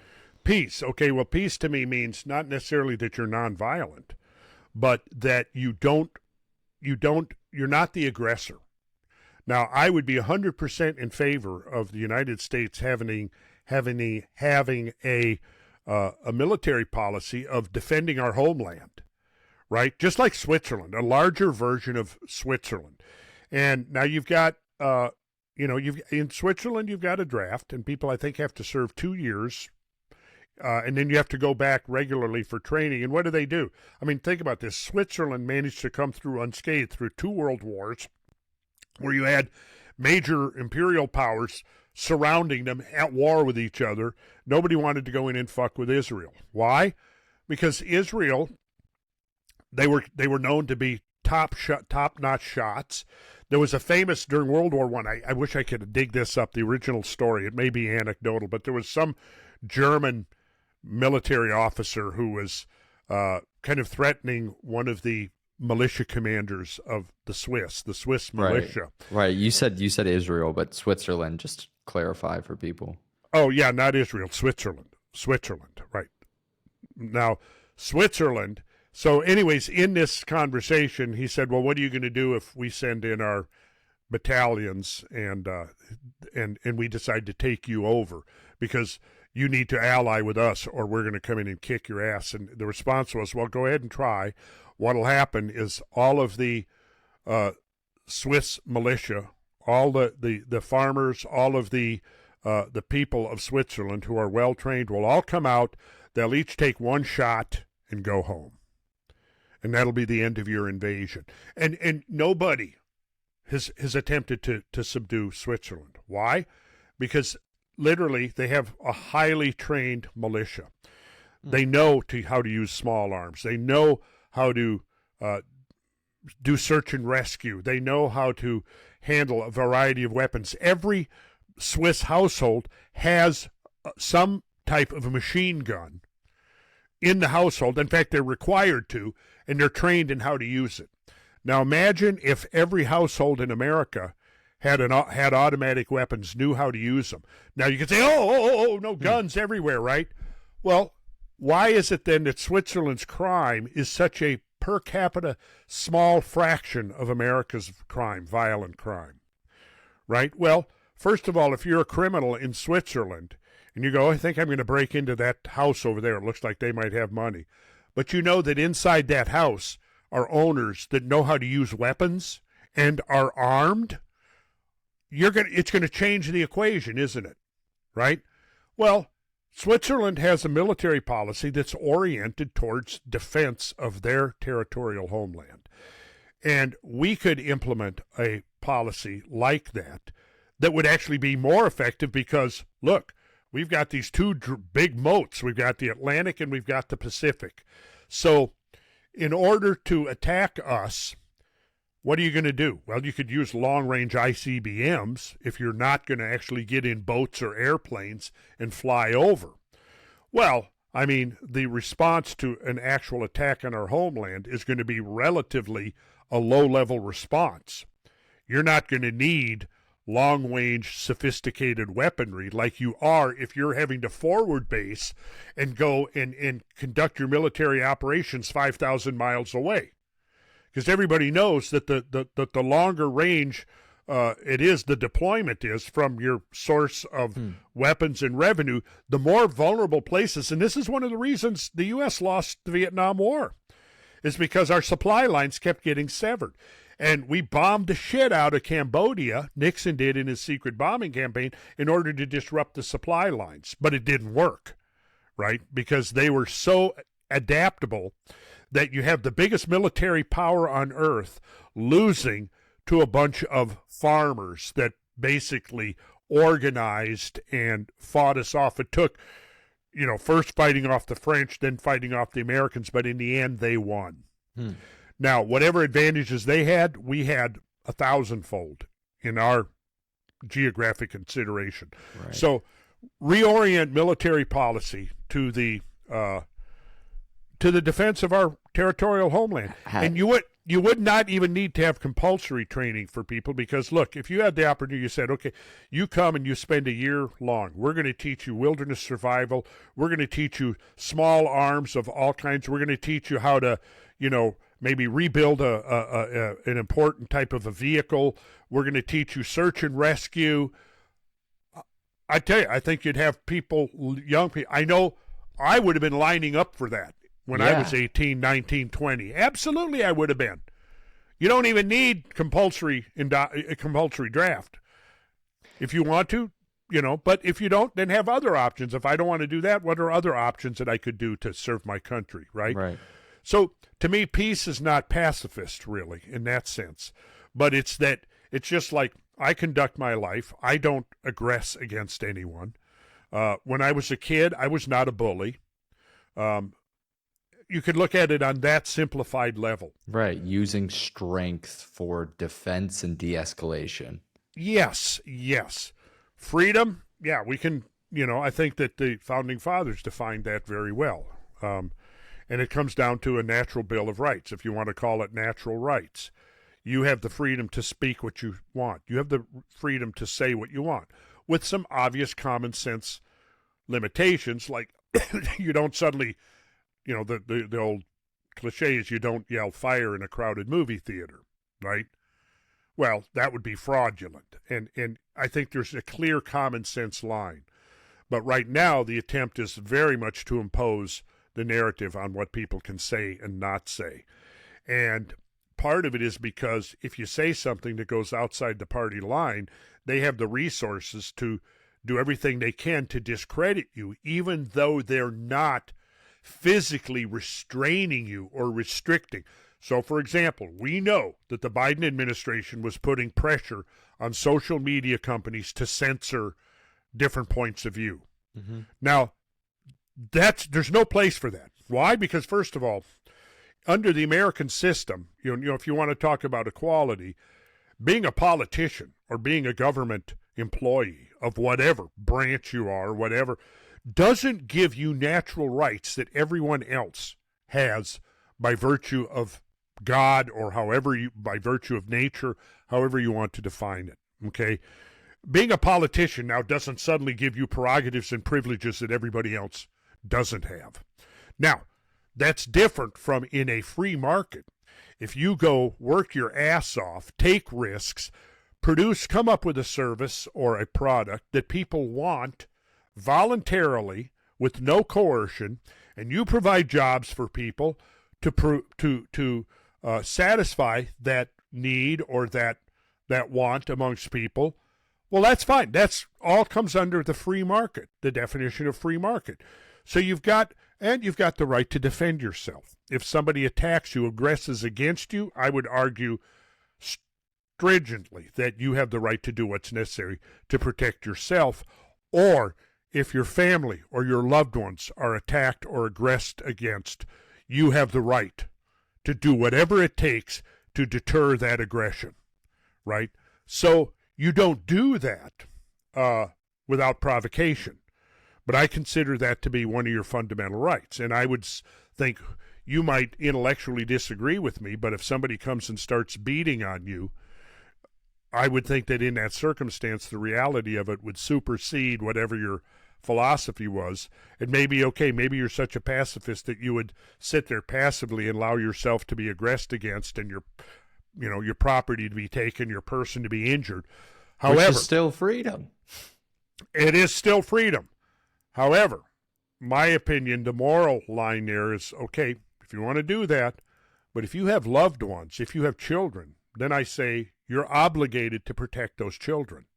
So if somebody tries to abduct your child, I would say whatever measures you have to go to prevent that from happening is acceptable. Whatever. If somebody's trying to, harm your child, or to abduct your child, yeah, whatever. You have the right to do what's necessary to prevent that, including massive aggression against that person that is attempting to harm your child. If you came home, somebody had broken into your house and they're raping your wife, well, I would say you have right there, you have the right to do whatever's necessary to bring that to an immediate, abrupt termination, whether it means whatever. That person who is now doing that, essentially by committing that act, I think they have forfeited their right to life, liberty, and the pursuit of happiness. They've done that. So freedom, yeah, it's pretty easy. It's not that complicated. You have the freedom to conduct business, to engage with people voluntarily, etc. For example, since the progressive movement now, we've got all of these rules in place telling us, and having my own small business for going on 40 years, I've seen the effect of new rules coming that, you have to provide certain, you have to, like, I'll give you an example. I rented a new place of business that had been what had it been before I went in there? It had been a gas station, right? And they had an old, horrible bathroom. And one of the things we did, we went in, we gutted out what had been the office of the gas station. One of the things, we made it a nice little reception area, and we built a new bathroom. Well, we had to conform to all kinds of newly in place restrictions because of the Disability Act. So we spent like an extra $4,000 when we could not afford it, because we're just a very small company, to bring that bathroom up to compliance with the Disability Act. And in the 5 years we were in that shop and using that space, not one disabled person ever used the bathroom.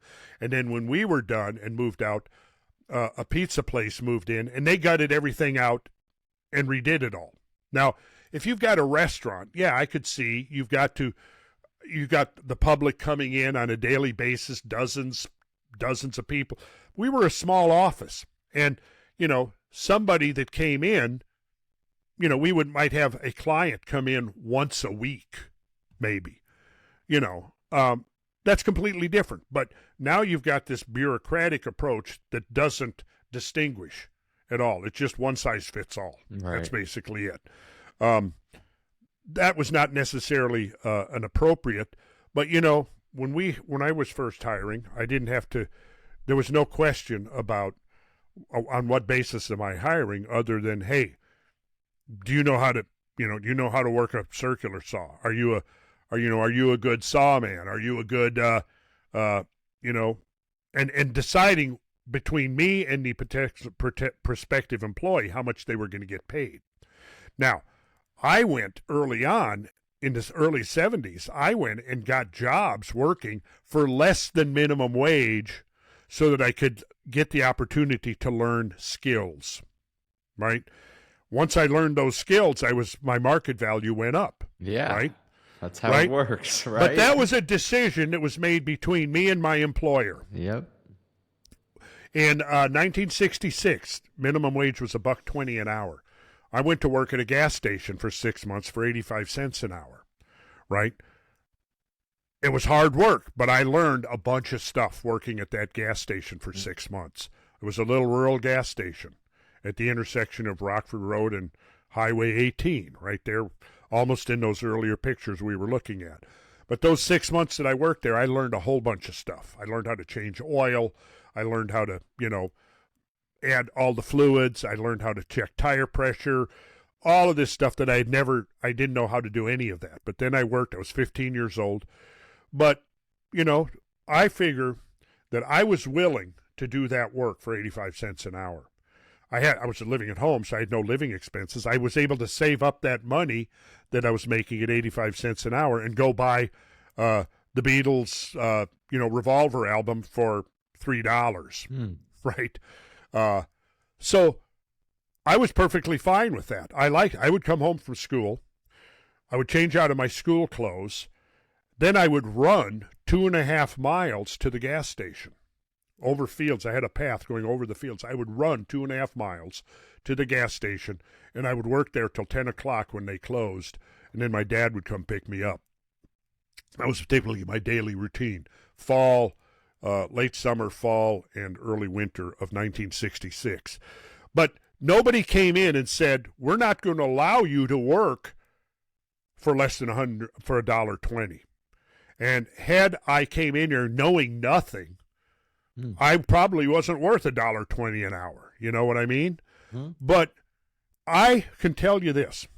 Now, you say, I remember when they were first proposing $15 an hour, and I'm paying my top people $15 an hour who were skilled carpenters. And I'm thinking, okay, now I'm going to be required to hire somebody with no skills and pay them $15 an hour. Well, they have no skills, so that means somehow or another they have to get trained. Now, in their learning curve, they're going to make mistakes. That's going to cost me money in order to train them.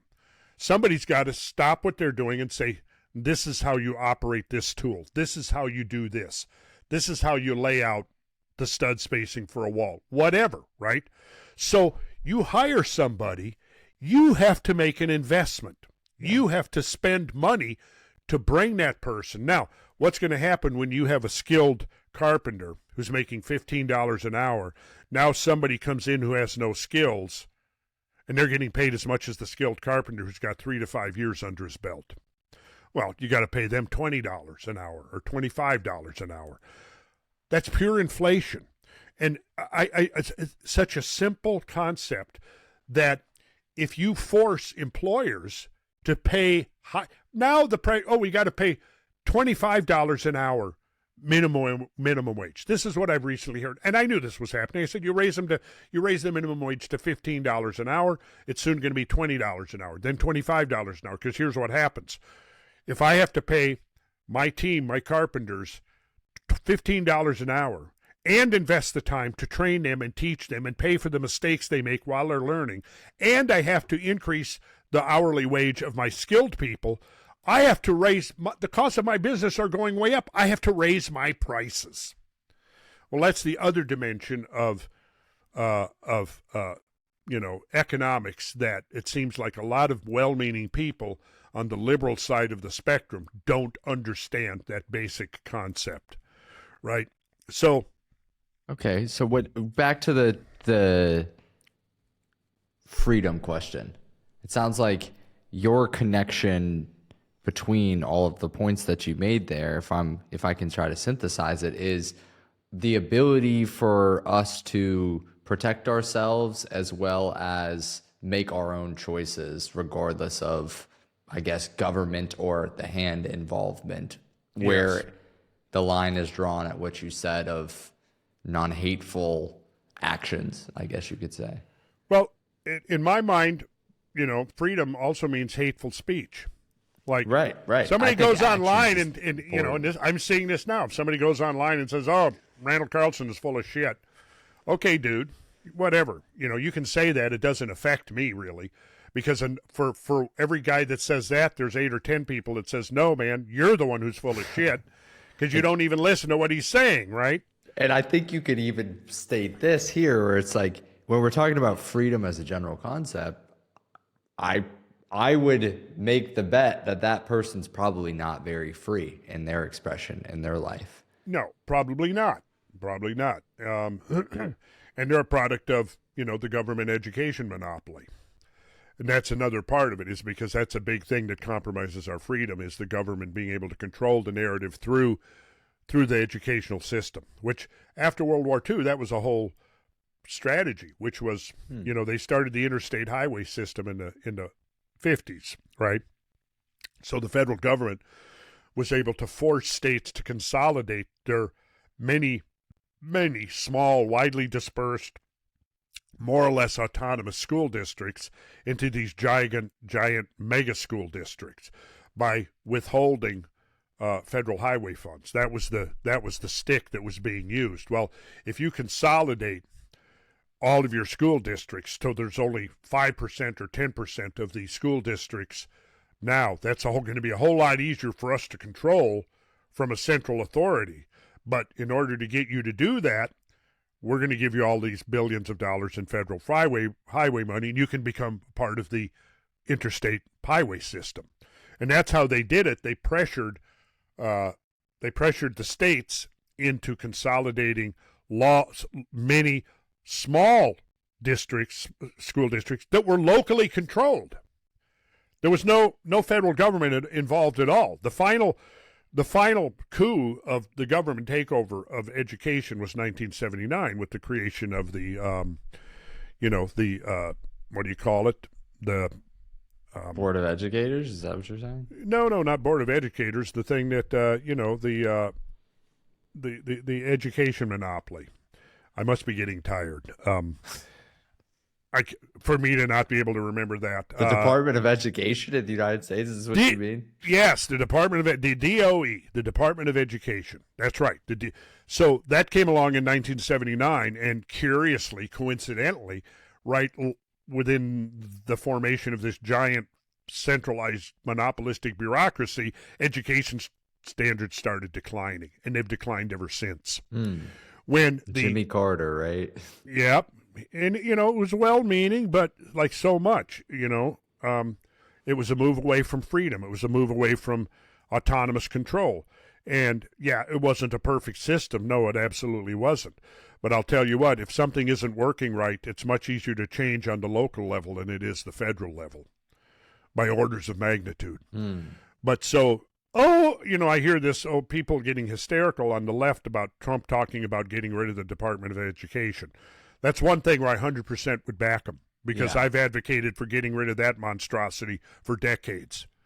And what you'll see happen is that once that's gone, you'll have 1,000 alternatives that will come up, and even the worst of them will be better than what we got now. Yeah. And in our next podcast, or in an upcoming podcast, I want to talk about one of the major federal failures that occurred back in 1976, when the Bureau of Reclamation, which used to oversee the building of monumental dams in America.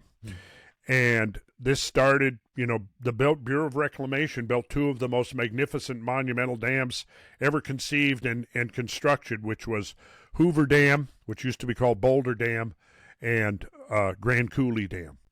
Well, on this Bonneville trip that's coming up next month, we're going to take the group and we're going to visit the site of Teton Dam, which was the last monumental dam built by the Bureau of Reclamation in America. And in 1976, it failed. July, very, very close to the centennial date of America, the 200th year of America's birth. We're being celebrated. And there's this enormous catastrophic dam failure, right? So I put together a whole presentation about that, what led up to it. And there was a series of mistakes that were made, and we can look at those mistakes, and they compounded one another. And then there was the aftermath, the destruction that this flood caused, which in its way provided a microcosm for actually understanding some of the hydraulics of these much more ancient mega floods, right? And the third thing that was very important and has very important lessons for us was the spontaneous response to the disaster. There was no FEMA, there was no government relief, it was all private. We're going to go into that, and we're going to look at that, what happened. By contrast, let's say, where Hurricane Katrina, where the federal government response was atrocious, Hurricane Helene that we just saw last October, same thing. The bureaucracy was more of an obstruction. They eventually came around and became helpful, yes. But in the early days, they were more obstructionist than they were. They would have been better that they weren't there at all, because they were preventing local organizations, local citizens to volunteer, to do what they needed to do to bring relief to people, right? That didn't exist in 1976, and there was a whole different response, and we'll look at that, because that can be brought back. But it's a mindset.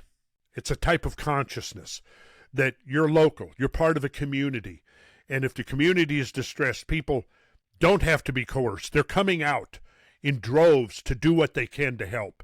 And the response was phenomenal, almost miraculous. And we'll take a good hard look at that because there's so many lessons to be learned from that dam failure back in 1976. From that damn failure. Yep. We should change. Yeah, we can. But again, it's learning the lessons of history. Yeah. And truth, again, that brings us right back to media.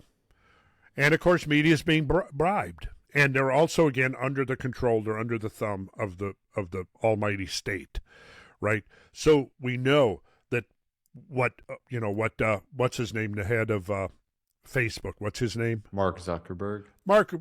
So, he's on to Joe Rogan saying, agents of the Biden administration came and were pressuring us.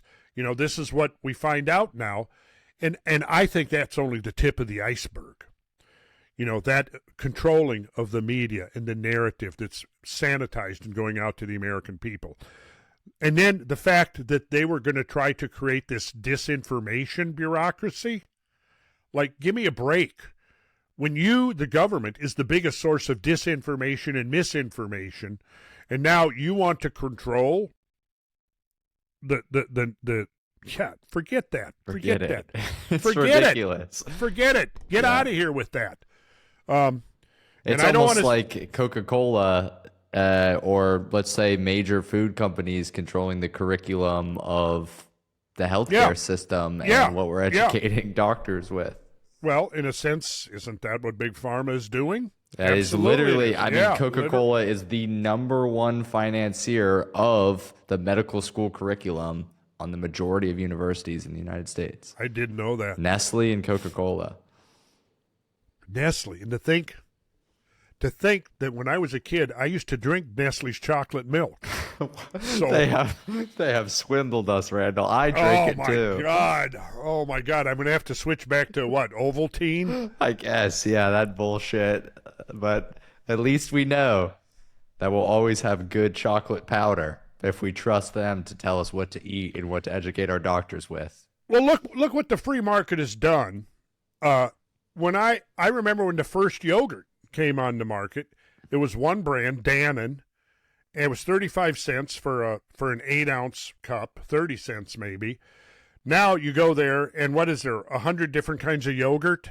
Lots of different types of yogurt. Yeah, and I'm just using that as an example. I mean, the things that we have now that we can buy. I mean, I can go into the store and they have international sections with, the Thai food. I can get Mexican food. I can get Italian food. I can go to restaurants, a huge, wide diversity. When I was a kid, there was no Thai restaurants. You can go, I'm going to go get Thai food tonight because there were no Thai restaurants, right? I can remember when the first Mexican restaurant in locally where I lived, it was like early 70s, I think it was. And that was in Minnesota, or is that in Louisiana? That was in Minnesota. Well, now, there were probably other ones earlier than that. I just remember when this Mexican restaurant opened. And that was the first time I'd ever actually had a burrito. Burritos are not actually Mexican. They're Texan. Well, okay, I know that. I know that, but it's the principle here, Beckett. Right. Pizza, same thing. I remember I think it was Totina's Pizza or Totina's Pizza or Tony's Pizza. So it was one brand you could get in the store. How many brands do you see now if you go into a large supermarket? And now you can go and you can get cauliflower crust pizzas, and you can get, sweet potato crust pizzas. Gluten-free pizzas. Gluten-free. Dairy-free. Yeah. Well, that is the market responding to demand. Mm-hmm. And nobody forces you to purchase one pizza over another one or one brand of bread over another one. You have choices because that's free market capitalism as contrasted to crony capitalism. And those are two different animals completely that I'm afraid that the progressive, liberal, left Democrats don't really understand that very important difference between capitalism of the free market variety and capitalism of the crony variety. Well, you bring up a really good point because you said everybody has choices. And this is where that last pillar that you're talking about comes up and why it's so important. It's truth. It's like when I don't remember who I was talking with the other day, but they said something, and they said, as long as you're telling me everything, I have the freedom of choice.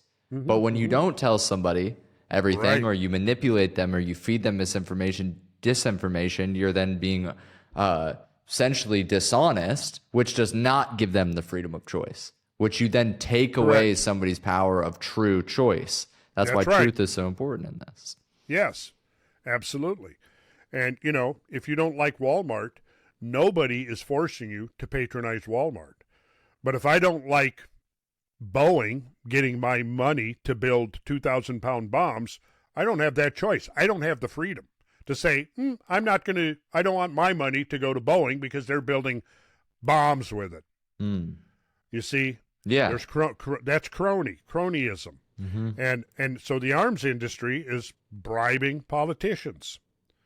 They're one of the biggest, you know, you got pharma, you've got the country that shall go unnamed, and you've got the arms industry. Those are the three biggies that are now controlling our Congress by making huge donations, you know, to whatever their campaigns and so on. But again, that would all go away if we would restore the original way that the Senate operated. Yeah, and you've got another one of the pillars in who's controlling, let's just only talk about the U.S. government, is, oh gosh, what can we call them? People call them banks, you know? They simplify it to banks or the banking system, but we can call it the financiers because this often gets conflated with the country that shall go unnamed. It often gets mixed up in this, but so it's important for people to do their own research on these things because this is where it gets way overblown. But if you look at all of the financing from World War I to World War II to many of the wars that the United States have been in, to all of the fighting in the Middle East, you're going to find that financing is unbiased. Let's just call it that. It's not going to be limited to, oh, here's this financier on one side. Oh, and here's this other financier who stands for these same principles, and they're financing and they're fighting against each other, and they're just as much a part of the war. Like, you will find that so much of the financing is coming from the same places for everybody. So what benefits is the amount of debt that's built up, the amount of lending that has to be given for this war to even happen, for them to be purchasing weapons, for them to be moving people around, for them to be purchasing food. And wars are highly profitable. Oh, yeah. Highly, highly profitable. And we often miss the big clue right in front of us is like, okay, well, why would a war be profitable? For who? What would make it profitable? It seems unprofitable for all of us, right? Or maybe the weapons manufacturers have that as well. It's like, okay, well, who's spending the money for the weapons manufacturers? Where's that money coming from? You just have to keep drawing this back, and you'll find that violence pays, and it's not paying to the ethical people who are standing there trying to finance what they think is good. It's not how it works. You know, back in the 50s and 60s is when they begin to shift the mindset from, you know, producing the highest quality product to planned obsolescence, right? So I remember we had, you know, like we had a washing machine that lasted like 25 years. And people still don't believe that's a real thing, by the way. I had a conversation with somebody and they were like, that's fake. No, that's not fake. Like, oh my God. That is not fake. But what's the ultimate planned obsolescence is, you know, military equipment, because you get engaged in a war and it all gets used up and then has to be resupplied. So as long as the war goes on, you know, whoever's providing the weaponry or the ordnance, whatever it might be, has to keep on producing it. Then when peace comes, boom, they're not providing it anymore. So you have to come up with fake doctrines like the Cold War, which the whole thing was a fake doctrine, to justify the continued increase in military spending.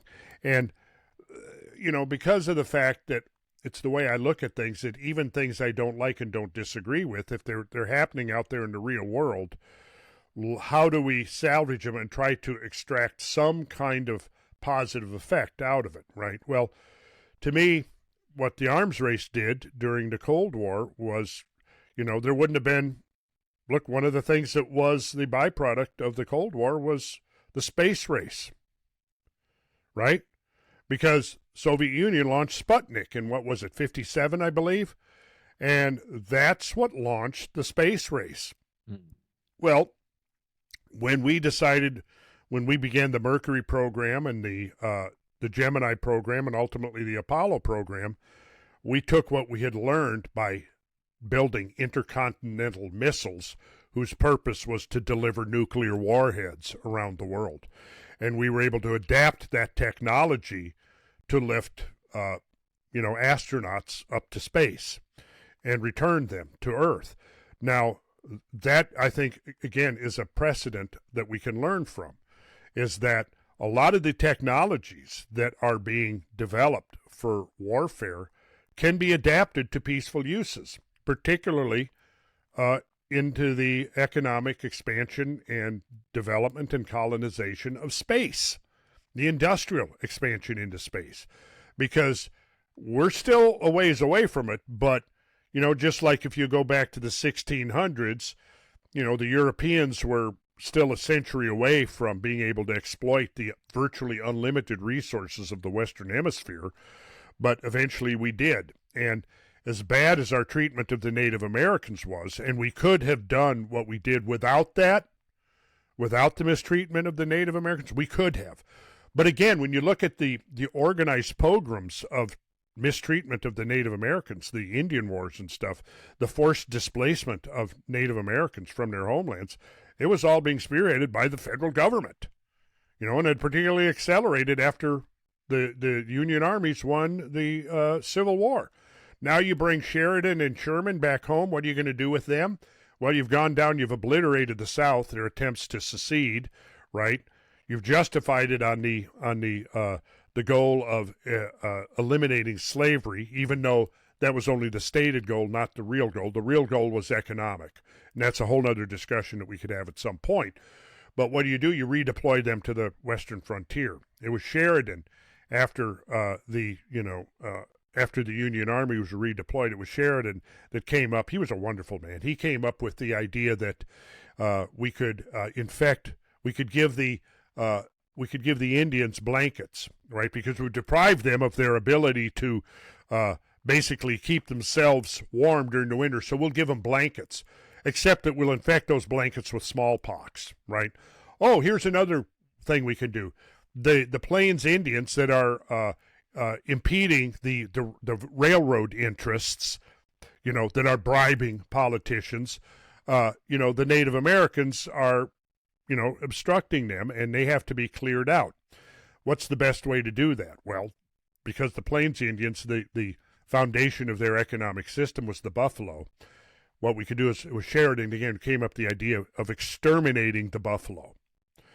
And so the federal government began to pay a $10 bounty on buffalo hides, including and also to stimulate the private sector to go out and kill buffalo.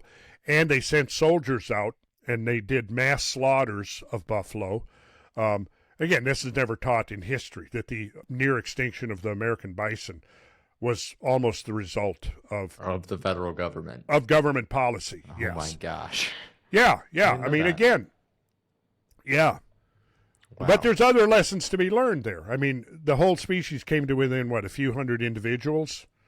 But with a change in policy, the whole species was able to be restored. And now, we can go to the grocery store and we can buy bison meat, right? That was certainly not an option that I had growing up. And it's not fully restored. It's just been protected in certain areas, There's just been intense focus on conservation of habitat, essentially, for repopulation. Right. But the pressures that would cause the mass extinction of the species have gone considerably, because now there's an economic incentive to preserve the species. I mean, I've been to, multiple bison ranges and stuff, and the National Bison Range there in Montana. I've been there, taking tours there, because it's such a cool area. But yeah, huge herds of bison just free ranging. Oh, it's beautiful. And it's great. amazing. It's wonderful. Yes. But you know what? You look back from 1,000 years from now, you could completely miss the fact that the American bison came this close to extinction. You could completely miss that, because turn of the century, yeah, they're this close. 100 years later, there's hundreds of thousands of buffalo. Yeah, and that's why it's important for truthful documentation too. Yes, we cannot be afraid of telling the truth, even when it makes you look bad. Right. So, in a way, you could say that the Union victory of the Civil War had an unintended consequences, because now you had this big federally controlled Union army that didn't exist before, because Abraham Lincoln imposed the first draft, right? Abraham Lincoln, every single journalist that wrote anything, against the war, was rounded up and imprisoned. People don't know that about Lincoln. He had senators that opposed the war imprisoned. He was not the fine, upstanding character that he was, and he was totally beholden to the railroad interests. That's why, in the aftermath of the Civil War, the now organized Union Army was deployed to suppress the Native Americans in any attempt that they were making to resist the encroachment. And so the whole early on railroad industry was just rife with corruption. So one of the things that they would do was Washington politicians would give a 5 or a 10-mile easement on either side of the railroads. Then their cronies knew about that, so they would start buying up the land along the route of the proposed railroad. Now they've made all this investment, they've bribed politicians and paid them off. Oh, now those Indians are being annoying because this goes right through their territorial homeland, maybe across their sacred graveyards, whatever, but they're resisting. So now what happens? Now you send in the army to, slaughter the Native Americans. And that's what led to the Indian Wars. Now, of course there were skirmishes individually outside of that. Yes, absolutely they were, but it was not a systemic policy. It became that once the federal government got involved. And there was a great injustice perpetrated upon Native American people. They were then forced into reservations. And there's a whole nother story there, again, we could talk about. But I guess, again, the three things, peace, freedom, and truth. And they've all been compromised severely through this centralization of power. Now, ultimately, is this centralization of power part of the big picture? Is it going to vindicate itself? Well, it needs to. And how it could vindicate itself is that diversification. In the same way that the original colonists came to the New World to get away from the oppression of the Old World, the control, the bureaucracy, the wars, everything, they were motivated by the desire for freedom and opportunity. And they came here, and look what they built in the next 200, 250 years. Look what we've done. Now, you can be down on the products of capitalism while you're, posting memes to the internet with your cell phone. Well, if that's your take on things, you just don't get it. You need a serious reality check. The problem is crony capitalism versus free market capitalism. If we shift the pendulum back to the free markets and get the coercion out of it, we get the ability of the federal government to extract resources from the American working population by force, we'll see a major, major shift. If we can get the centralized authoritarian control out of the education system, that's going to go a long way towards getting people to be educated again, to be smart again, to become intelligent, to be able to think independently. But what they're trying to do and have been trying to do since for the last half century is to dumb people down. And now you've got a big segment of the population that is just gullibly swallowing whatever they're being spoon-fed, and you see it all the time. Here's the mainstream narrative, and then these people are repeating it over and over and over again. I don't know if there's hope for those people. It may just be that we have to focus on, let's say, the third of the population that are about awakening and getting back to some deeper and higher principles. Hey, I think it's possible that if we swing 1 out of every 20 people towards being an awakened person in America, that will be enough to turn the tide, right? Because each one of those 1 in 20 people, that 5%, is going to influence their immediate circle. Yeah, when you're a critical thinker and you're a relational person that chooses to be even emotionally stable and interact in a format where you're able to think, reason, not just in external, not just looking at external problems, but in one-to-one relationship, I mean, there's a gravity to it. I mean, it changes everyone's life around you. Mm-hmm. So I think it's a good point. Yeah, I mean, initially that was roughly the ratio that led to the Revolutionary War. It was the ratio that led to the anti-war movement that opposed what we were doing in Vietnam. Mm. It probably started in the 64, 65, with 1 person out of 20. By 60, it was 1 person out of 5. And by 68, it was, 4 people out of 5. And the whole mindset of America shifted. But it took some trauma to do it. It took, people who were totally on board with the narrative. See, the thing is everybody knew somebody that had gone over there and either came back, was killed, came back maimed, came back psychologically debilitated, etc. Everybody knew somebody firsthand. Your neighbor, your friends, everybody did. That was one of the things that the shock of that, the trauma of that, and, is that what it's going to take? I don't know. If enough people wake up, the transition can be made without the trauma, without the shocks. And what I would hope to see happen within the next decade is that the leaders sit down and say, look, you know what? We're here to represent our people.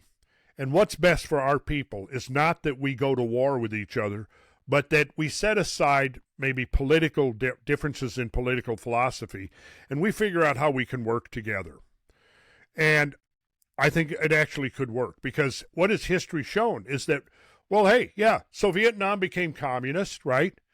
And we were ideologically opposed to communism, and yet within a few years after the Vietnam War was over, we're doing millions of dollars of business with them, right?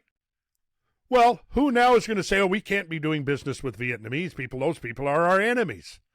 Well, what made them our enemy?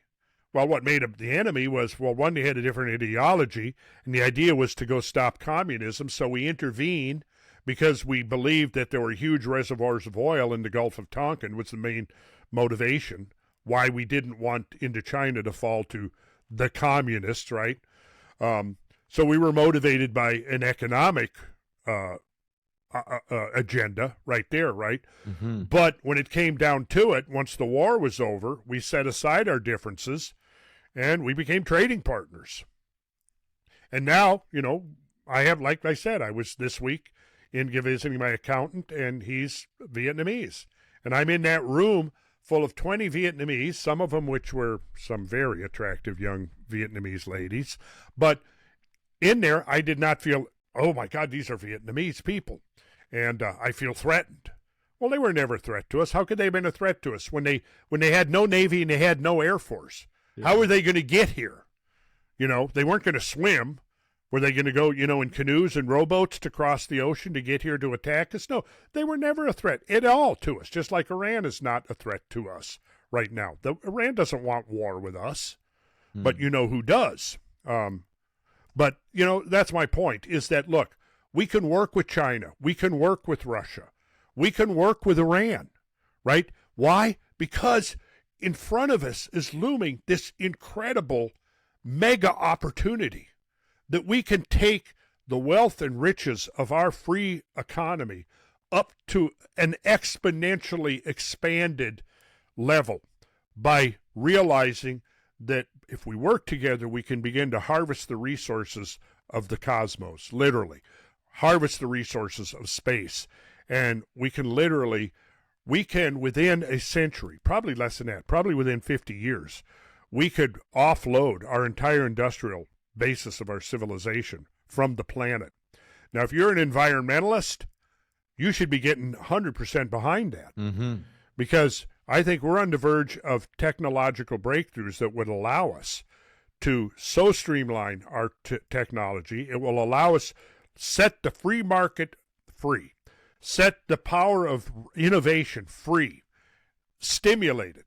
We will have the ability to reduce our dependence on fossil fuels enormously without the imposed social deprivation and economic deprivation that is going to be the inevitable result of the forceful imposition of all of the Green New Deal policies. That's going to put monitors on how much carbon dioxide we can consume, right? And it's going to create a system that's ripe for corruption and payoffs and bribery. We don't need to go that route, right? We could be, within a generation, we could be harvesting the resources of space. We could be, and that's both material and energy. This is not some... Right, yeah. I mean, look, when I was born, we had zero presence in space, right? That first Sputnik, look up Sputnik, learn about that. That was the first beachhead of the human species into space, off planet. And look where it's come now since then. You know, once again, if it wasn't for our satellite surveys, our satellite, we wouldn't have these. We wouldn't be doing what we're doing now. It all depends on our presence in space. We would not be having any of this interaction where you're in Mexico, I'm in Georgia, and we're sitting here talking to each other, looking at each other in real time without the whole system of relay satellites that's up there in space. And now, with the advantages that we've got with AI, with robotics, and so on, we have the ability to really go exploring. And this is why I'm so behind the Artemis program and seeing the rise of the private sector space program. Now, you can say what you want about Musk and about Bezos and about Richard Branson. These billionaires are financing. If it wasn't for them, our space program would be totally moribund. Their presence has stimulated NASA to get their ass in gear, right? We're way behind. We're way behind on the cosmic timetable, in my opinion. And now we've got the left faction who says we got to get rid of billionaires. You know, we need to tax billionaires at 90%. Well, okay, for, well-intentioned, humanitarian. Of course, what's going to happen then? You're simply going to take the money from the billionaires who created the wealth in the first place and give it over to politicians, and that's going to be better? That's going to be a higher use to give that money to politicians who did not take risks, who did not have to put their lives and their economic lives online to build whatever it is that, and personally, yeah, of course, everybody's got flaws, and you want to focus on that? Yeah. But the fact is you look at the billionaire class, creates millions of jobs, right? If you now tax the billionaires at 90%, you're going to kill the civilian space program. Now, you might celebrate that because you've never thought about it at all within the context of the larger picture of global change and where we're going to be going in the future, but we need a civilian space program. We need that. And we can form an alliance with NASA. We can form an alliance with the European Union's space agency. We can form an alliance with the Russian space agency. Look, who was it that delivered the goods up to the international... Russia, yeah. Right there was an example. We can take that example and multiply it by orders of magnitude. But see, then, if we're not at war with them, I mean, nobody's making money, like you said. War is a very profitable enterprise, and the war industry, along with these other agencies, have co-opted our system of government. Yeah. And that's got to stop. And one way that can stop is we rescind the 17th Amendment. And now, no longer will Ted Cruz have to raise $100 million. All he's got to do is protect the interests of the Texas state government and the Texas people. And that is who he's obligated to, nobody else. Doesn't matter whether you're Republican, Democrat, whatever. That's going to be the outcome. Now, is there or was there corruption in the system? Absolutely, there was. But under a diversified system now in 2025, it's going to be a whole lot harder to get away with corruption on the state level than it is going to be on the federal level. Because remember, the state governments get their power from the local governments, from the municipalities, from the counties, see? So your involvement in the political sector under the original system, if you go to your town hall meeting, you see that reverberates upward. That town hall reverberates upwards through the municipality, through the county, up through the state level, see? What happens now? It's truncated at the state level because it's between all of the policies that have been in place over the last 120 years or so. What it's done is it has centralized power in the federal government while it's insulating the federal government from the original system of checks and balances that kept it limited, that kept it subordinate to the interests of the states. So, there's a lot to unpack here, and, all I can say is, it's one of the fundamental ways that we move forward is authentic education. We teach authentic history. And, of course, you might be well-meaning, but the whole DEI thing is ultimately about, again, sanitizing real history. If you talk about slavery, and this is a good point, and I think we'll make this point, and then we got to wrap it up. But if you look at the whole issue of slavery and the introduction of slavery into America or into the New World, it always begins. It begins with the transatlantic slave trade. Well, when the Dutch, when the Portuguese, ultimately when the English went to West Africa and sailed away with a load of slaves, they didn't go into the African interior and capture slaves. No, and I mean this could get me in trouble for saying this, but it's the truth.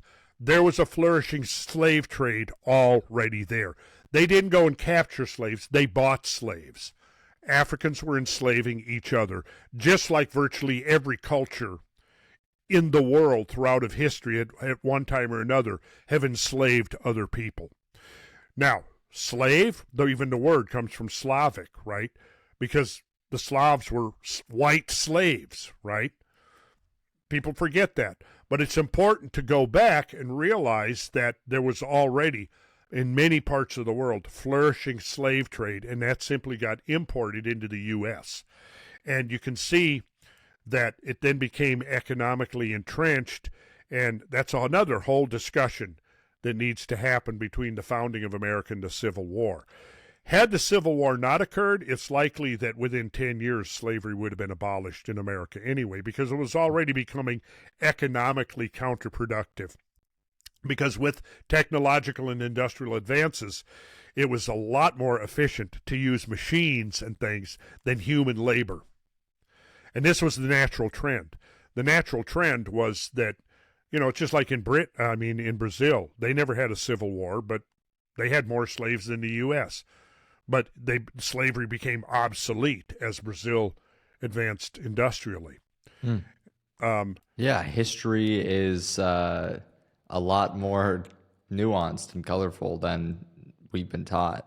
I think that's where the point of all of these different examples that we've run through today, and me as a learner in this as well, is just there's so much more to investigate. There's more to be curious about. And a lot of the problems, a lot of the things that we're dealing with today, we can look to the past, look to history to try to find the truth in order to help us make decisions, to inform us, for us to have a strong data to work off of. Now, I don't claim I've got every detail right? Right. Or every nuance exactly described as it happened. People can fact check me. I think they'll find that the majority of my facts fall up. I may have a year off here or there, a name off here and there. But typically when we post this stuff and I look at some of the comments and I'll see somebody saying, this guy is full of shit. I look at that, and that's the sum total of their whatever. This never happened. This guy's full of shit, right? I look at that and I go, okay, well, here is a product of the education monopoly in America right here. This is evidence of the failure of the education system.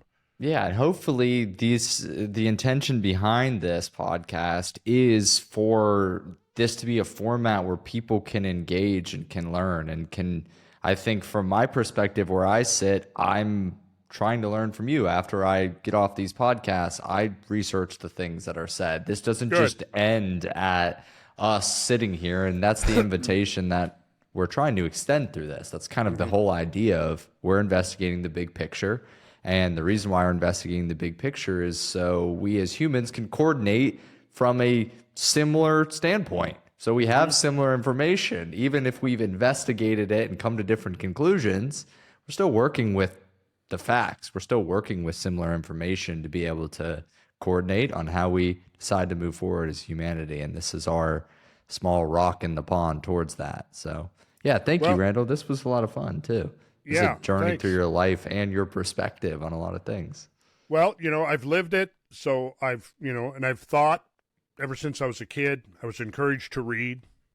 My mother and my grandmother both were voracious readers. So there were books around. From the time I was 6, 7 years old, there were books. So I started reading. I discovered a love of reading at 7 and 8, and I've read nonstop ever since. And that's the starting of it, getting a conceptual framework. I also stepped outside of the bounds of what was considered normal and accepted behavior and went into realms that were considered off limits, came back from those realms, and with a heightened perception of the very nature and basis of reality that led me to realize one of the reasons why this was being oppressed by the government is because, if you did a psychedelic drug, it was often that you saw through the veneer of inauthenticity.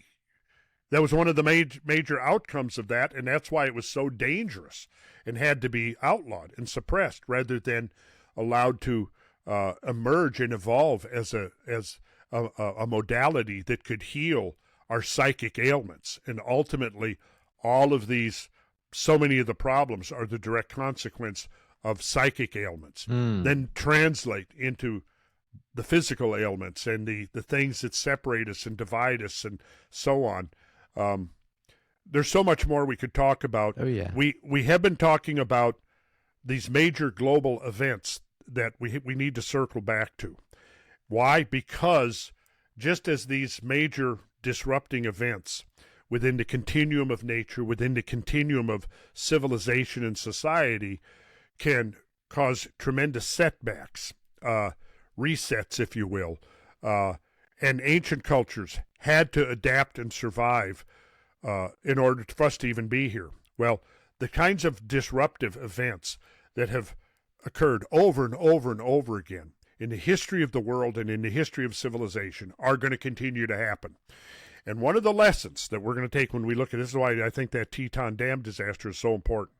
It's a microcosm for two different ways of approaching what happens when there's a major disruption in the status quo of things. And there are tremendous lessons to be learned from that. And one of the things going forward is we have to recognize that things are going to change, sometimes catastrophically, no matter what we do. Yep. Now, the question is, are we going to be able to adapt? Are we going to be able to respond? And we are having policies imposed upon us right now that are not going to make us adaptable. Correct, yeah. Yeah. So I think that's where we'll leave it for now. Excuse me, this pollen is in my throat. Well, we're 3 hours deep, man, so let's wrap. That was a fun time. I'm headed off day after tomorrow to go to Sedona. I'll be hanging out with Graham Hancock and some other interesting people who gets a lot of... Alan West from the Alan West Research Group. We talked about him a little bit. But we did. We'll Yeah, well, we'll do a recap of it next time, too. Yeah, we will. So if not sooner, I'll see you at the Cosmic Summit in June. Yep. All right, man. See ya. Enjoyed it. Talk to you again soon. Talk to you soon. Bye.